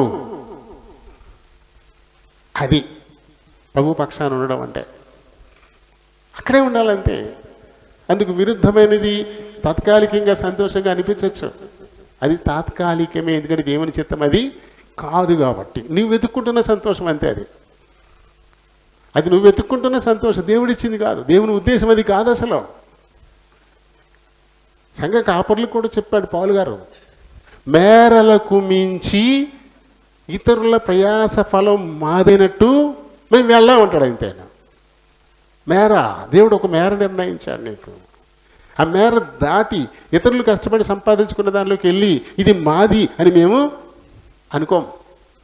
అలా అనుకోకూడదు, దేవుని చిత్తం కాదు అది. ఇప్పుడు వచ్చేవాళ్ళు ఎక్కడికి వస్తున్నారు? మన మేరల్లోకి వస్తున్నారు. ఏల్బేతేలు సంఘస్థులు, ఆ విశ్వాసుల ఏళ్ళకి వస్తూ ఉన్నారు. అంటే మేర దాటి ఇక్కడికి వచ్చేసి దొంగిలించేటువంటి ప్రయత్నం, తీయని కబుర్లు చెప్తున్నారు కొంచెం. ఎంత తీయని కబుర్లు అయితే ఏర్పరచబడిన వారిని సైతము సాతానుడు ఈడ్చుకెళ్ళిపోతాడంట. అంత నేర్పరి కబుర్లు. 25 ఏళ్ళు గానో 30 ఏళ్ళు గానో ఇక్కడ నువ్వు ఎదుగుతావు, అటువంటిని కూడా మార్చేస్తారు. అంత తీగా మాట్లాడతారు. ఆఖరికి నష్టం మాత్రం నీకే. పరిశీలనతో చెప్పాడు యేసుప్రభు, మీరు పరలోక ద్వారాన్ని మూసేస్తారు, మీరు ప్రవేశించరు, ప్రవేశించే వాళ్ళని ప్రవేశించనియరు. మీలో ఒకరిని కలుపుకోవడం కోసం 7 సముద్రాలు దాటి వెళ్ళిపోతారు. వాడొచ్చి కలిసిన తర్వాత మీకంటే ఎన్నో రెట్లు భ్రష్టుణ్ణి చేసేస్తారు. యేసుప్రభు చెప్పిన మాటే కదా అది. యేసుప్రభు చెప్పిన మాట అది. ఇప్పుడు ఇలాంటి పరిచయాలు తవరవుతా ఉన్నారు. దేవుని వాక్యానికి విరుద్ధంగా నడిచిన వాళ్ళే కదా ఆనాడు పరిచయులు. యేసుప్రభుకి విరుద్ధంగా నడిచిన వాళ్ళే కదా పరిచయులు. ప్రభు చిత్తానికి విరుద్ధంగా ఎవరు నడిచినాడు? పరిచయుడే. సంచి తగిలించుకుంటే తగిలించుకోవచ్చు, నేను బోధకుడిని చెప్పుకుంటే చెప్పుకోవచ్చు. అది దేవుని చిత్తం కానప్పుడు అది చేసేవాళ్ళు ఆనాడు పరిచయులు. దేవుని చిత్తానికి విరుద్ధంగా ధర్మశాస్త్రానికి వక్ర భాష అని చెప్పి వాళ్ళు నడుచుకున్నారు. ధర్మశాస్త్రాన్నే బోధించారు, కానీ వాళ్ళకి అనుగుణంగా బోధించుకున్నారు. దేవుని ఉద్దేశాలని మార్చేశారు. వాళ్ళే పరిచయాలు అన్నారు. అప్పుడు వాళ్ళు పునరుద్ధానం ఉందని నమ్మారు. మరి ఇప్పుడు దేవుని చిత్తానికి విరుద్ధంగా వారి మేర కానిది ఇతరులు మేరల్లోకి వెళ్ళిపోయి ఇది నాది, పక్కోడి దొడ్లో మామిడి మొక్క భలే కాస్తుంది, బంగిని మెల్లికాయలు అబ్బా చూస్తుంటే బంగారు నోరు ఊరిపోతుంది కాబట్టి అందులోకి వెళ్ళిపోయి ఇది నాది అంటవా? నీ మేర, నీ సరిహద్దు దడో గొడవ ఉంది, దాని లోపల ఏది ఉందో అది నీది. దాటి పక్కోడి దాంట్లోకి వెళ్తే ఎలా ఉంటుంది? ఒప్పుకుంటాడా? ఒప్పుకోడు, గొడవ పడతాడు, పెద్దల్లో పెడతాడు, వాళ్ళ చిచ్చి అంటారు, అక్కడితో అయిపోద్ది. కానీ ఇక్కడ మనం ఆ పని చేయం, ఆయనకి అప్పచెప్తాం. దేవునికి అప్పచెప్తేనే ప్రమాదం. ఆయన చేతిలో పడ్డం మహాభయంకరం. మనమేం చేస్తాం? ఎందుకలా చేస్తున్నావు, అలా చేయకూడదు నువ్వు అంటాం మనం, అంతే. అంతకుమించి మనం చేయలేం. కానీ దేవుని చిత్తానికి విరుద్ధంగా నడిచేటువంటి వారిని ఆయనే పనిష్ చేస్తాడు. ఇప్పటికే చెప్పుకున్నాం, ఆయన చిత్తానికి విరుద్ధంగా, ఆలయానికి విరుద్ధంగా నడిచిన ఇజ్రాయేల్ గారి బిడ్డల్నే పట్టుకెళ్ళిపోయాడు సైలెంట్గా. ఆ విషయం ఇంకా వాళ్ళకి గుర్తించలేదు, పిల్లలు కానీ వాళ్ళు కానీ ఇంకా గుర్తించలేదు ఇందుకోసం ఇలా జరిగిందని. లేకపోతే నా దగ్గరికి పరిగెత్తుకు వచ్చేవారే. ఇంకా లేదు, ఇంకా అందులోనే ఉండిపోయారు. అది కూడా దేవుని చిత్తమే, ఎందుకంటే అబ్రహాం గారు వచ్చిన తర్వాత మళ్ళీ వెనక్కి వెళ్ళా. ఇక్కడ కూడా నేను సంతోషపడతాను, దేవుడు అబ్రహాముని ఏకాకిం చేశాడు వృద్ధి పొందించడానికి. అందుకే నన్ను కూడా ఏకాకిం చేశాడు దేవుడు. అంతమంది ఉండి కూడా ఏ కారణం లేకపోయినా అది వాళ్ళకి అవగాహన అవ్వటం లేదు, రావటం లేదు. అంటే ఏకాకిం చేశాడు కాబట్టి సంఘం ఈ రకంగా. ఇదంతా దేవుని చిత్తానుసారంగా జరుగుతోంది. ఇది మనం గమనించాలి, ఇది గమనించాలి. దోచుకొని పోయాడు ఎప్పుడు వస్తాడు, వాడు కష్టపడాలి. ఇజ్రాయేల్ గారు వీధి వీధి వీధి వీధి కాళ్ళు నడుకుని నడిచి బోధిస్తూ వాళ్ళ కోసం ప్రార్థన చేస్తూ ఈ రకంగా ఆయన రక్షించాడు ఆత్మలు. అంతేగాని పక్క వాళ్ళ దాంట్లోకి వెళ్ళి దోచుకు తెచ్చుకోలే. కానీ ఇప్పుడు అందరూ అదే దోచుకునే ప్రయత్నాలు ఎంతసేపు. దయచేసి మాయలో పడకండి, పడితే మనమే నష్టపోతాం. దేవునికి ఇష్టం కాదు అది.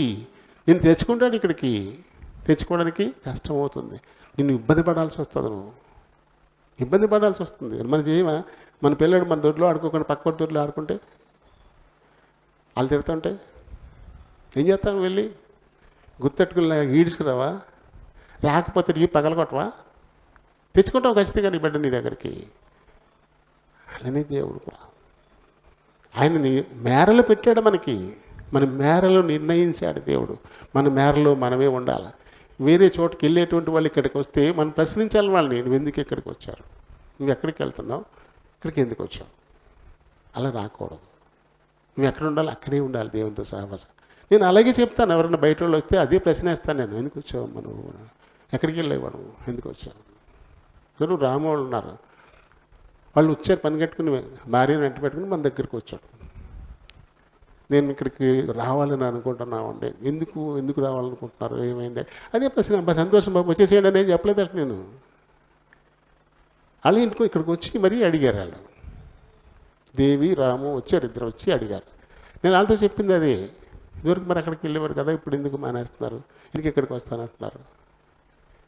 అది కావాలి కదా, అది లేకుండా మనమే వెళ్ళిపోయి లాక్కు వచ్చేసుకుని నేను వచ్చిన వాళ్ళని ఇలా ప్రశ్నిస్తున్నాను. నేను ఆ దగ్గరికి వచ్చిన వాళ్ళని ఇలా ప్రశ్నిస్తున్నాను నేను. కానీ వెళ్ళిపోయి వాళ్ళ దగ్గరికి కూర్చుని పొద్దున్న సాయంకాలం దాకా బుర్రతోలు చేసి ఇక్కడ వాక్యం బాగుంటుంది, ఇక్కడ క్రమం బాగుంటుంది, ఇక్కడ గొలుసు పాత్రలు ఉన్నాయి, ఇక్కడ సెల్ ఫోన్లో మీకు టైం ఇస్తాం మీకు, లేకపోతే దగ్గర లేకపోతే దూరం, ఏది ఇలాంటి మాటలన్నీ ఎక్కువ మాట్లాడతాడు అంటే నిన్ను మోసం చేయడానికి ప్రయత్నం చేస్తున్నాడు. ఒక వ్యాపారస్తుడు గట్టిగా అరుస్తున్నాడు అంటే ఖచ్చితంగా అది మంచి క్వాలిటీ కాదు. మంచి క్వాలిటీ ఇచ్చేవాడు అరవడం, అది మంచి క్వాలిటీ కాదు. ఏదో రకంగా నీకు అంటెట్టేయడానికి ఆకర్షించడానికే అటువంటి గొప్ప గొప్ప కబుర్లు చెప్తున్నాడు. ఆఫర్లు కూడా అదే, ఎక్కువగా ఆఫర్లు పెట్టాడంటే చాలు వీళ్ళు క్వాలిటీ లేదని దాని అర్థం. అది మంచిదానికి ఉండదు. ఒక ఫిలిప్స్ ఏదైనా కొంటే ఏదైనా గ్యారంటీ ఎవరాళ్ళు, ఫిలిప్సే గ్యారంటీ, ఇంకా దానికి గ్యారంటీ ఏంటి? ఫిలిప్స్ అనేదే గ్యారంటీ, దానికి ఇంకా గ్యారంటీ ఇవ్వాల్సిన పని లేదు, పట్టుకెళ్ళని ఉంటాడు అంతే. కానీ గ్యారంటీ ఇచ్చి 7 ఏళ్ళు 10 ఏళ్ళు అనేవాడు అది ఖచ్చితంగా పోతాడు, తెలుసు. సంవత్సరం గ్యారెంటీ ఇచ్చాయంటే అది గడిచిన మర్నాడు పోద్ది. అది అప్పటిదాకానే పనిచేద్ది అనమాట. దీన్ని మనం ఆలోచించాలి. కాబట్టి ఎవరిని పట్టుకోవాలి? ఏ ఆత్మను పడితే ఆత్మను మీరు నమ్మొద్దని యేసు ప్రభువే చెప్పాడు. అయినా ఒక సహవాసాన్ని విడిచిపెట్టడానికి కారణం ఏముంది? అసలు ఎందుకు వదిలిపెట్టుకోవాలి బయటికి? మనం ఏం అందట్లేదు నీకు ఇక్కడ. దూరం దగ్గర ప్రశ్నే కాదు. ఆయన కోసం మాత్రం వెల చెల్లించలేమే మనం. అబ్రహాం గారు ఏకంగా తన బంగారం ఇల్లు వదిలేసుకుని వచ్చేసాడు. జీవించినంత కాలం గుడారంలోనే ఉన్నాడు కాబట్టి స్నేహితుడయ్యాడు. దేవుని కోసం ఆ మాత్రం వెల చెల్లించలేవా? 100 గజాలు నడవలేవా? 1 కిలోమీటర్ రాలేవా? దూరం అయిపోయిందా? దగ్గర అయిపోయిందా? అది కూడా దేవుని మందిరమే. అక్కడ వాక్యమే చెప్తారు కదా. మరి ఇంకెందుకు దేవుడు చెప్పిన మాటలు? మోసపోవద్దు, మిమ్మల్ని మీరు మోసగించుకోవద్దు. దేవుడు వెక్కిరింపబడ్డ ఎప్పుడు కూడా నువ్వు ఎక్కడ నాటబడ్డావో నువ్వు అక్కడే ఫలించాలి.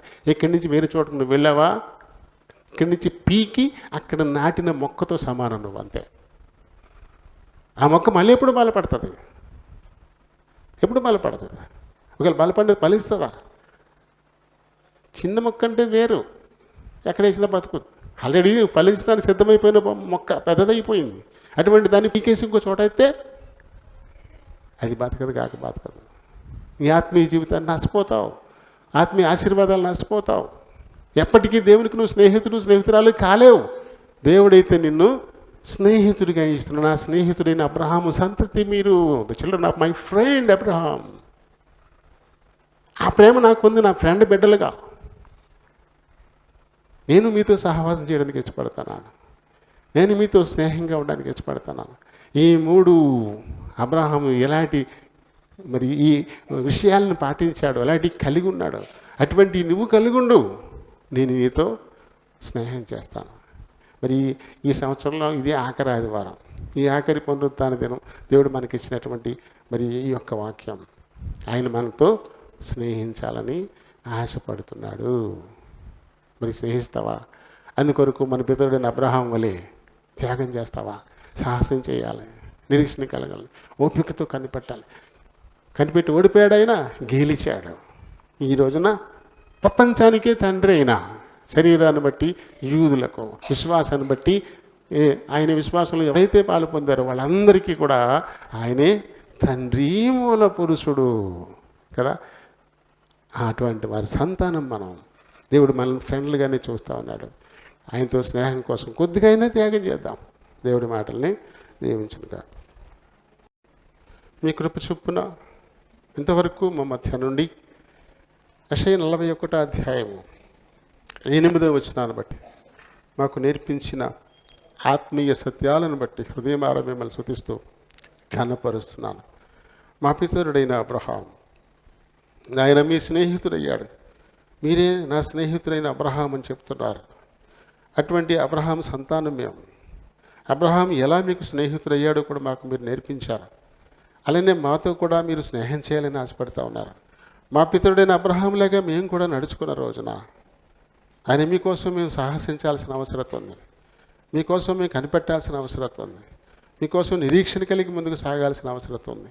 అలా ఎప్పుడు ఉంటామో అప్పుడే తప్పకుండా నాయన మమ్మల్ని మీ స్నేహితులుగా మీరు ఎంచి ప్రతిదీ మాకు చెప్పి చేసేటువంటి దేవుడిగా ఉన్నారు మీరు.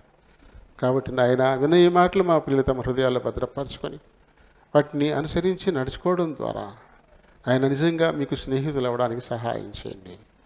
ఆరాధించబోతున్నారు, మీరు ఆత్మ ఉన్నారు కనుక ఆత్మతో సత్యంతో ఆరాధించడానికి సహాయపడమని మా ప్రభువును రక్షకుడునైనా యేసు నామమున అడిగి వేడుకుంటున్నాను మా పరమ తండ్రి.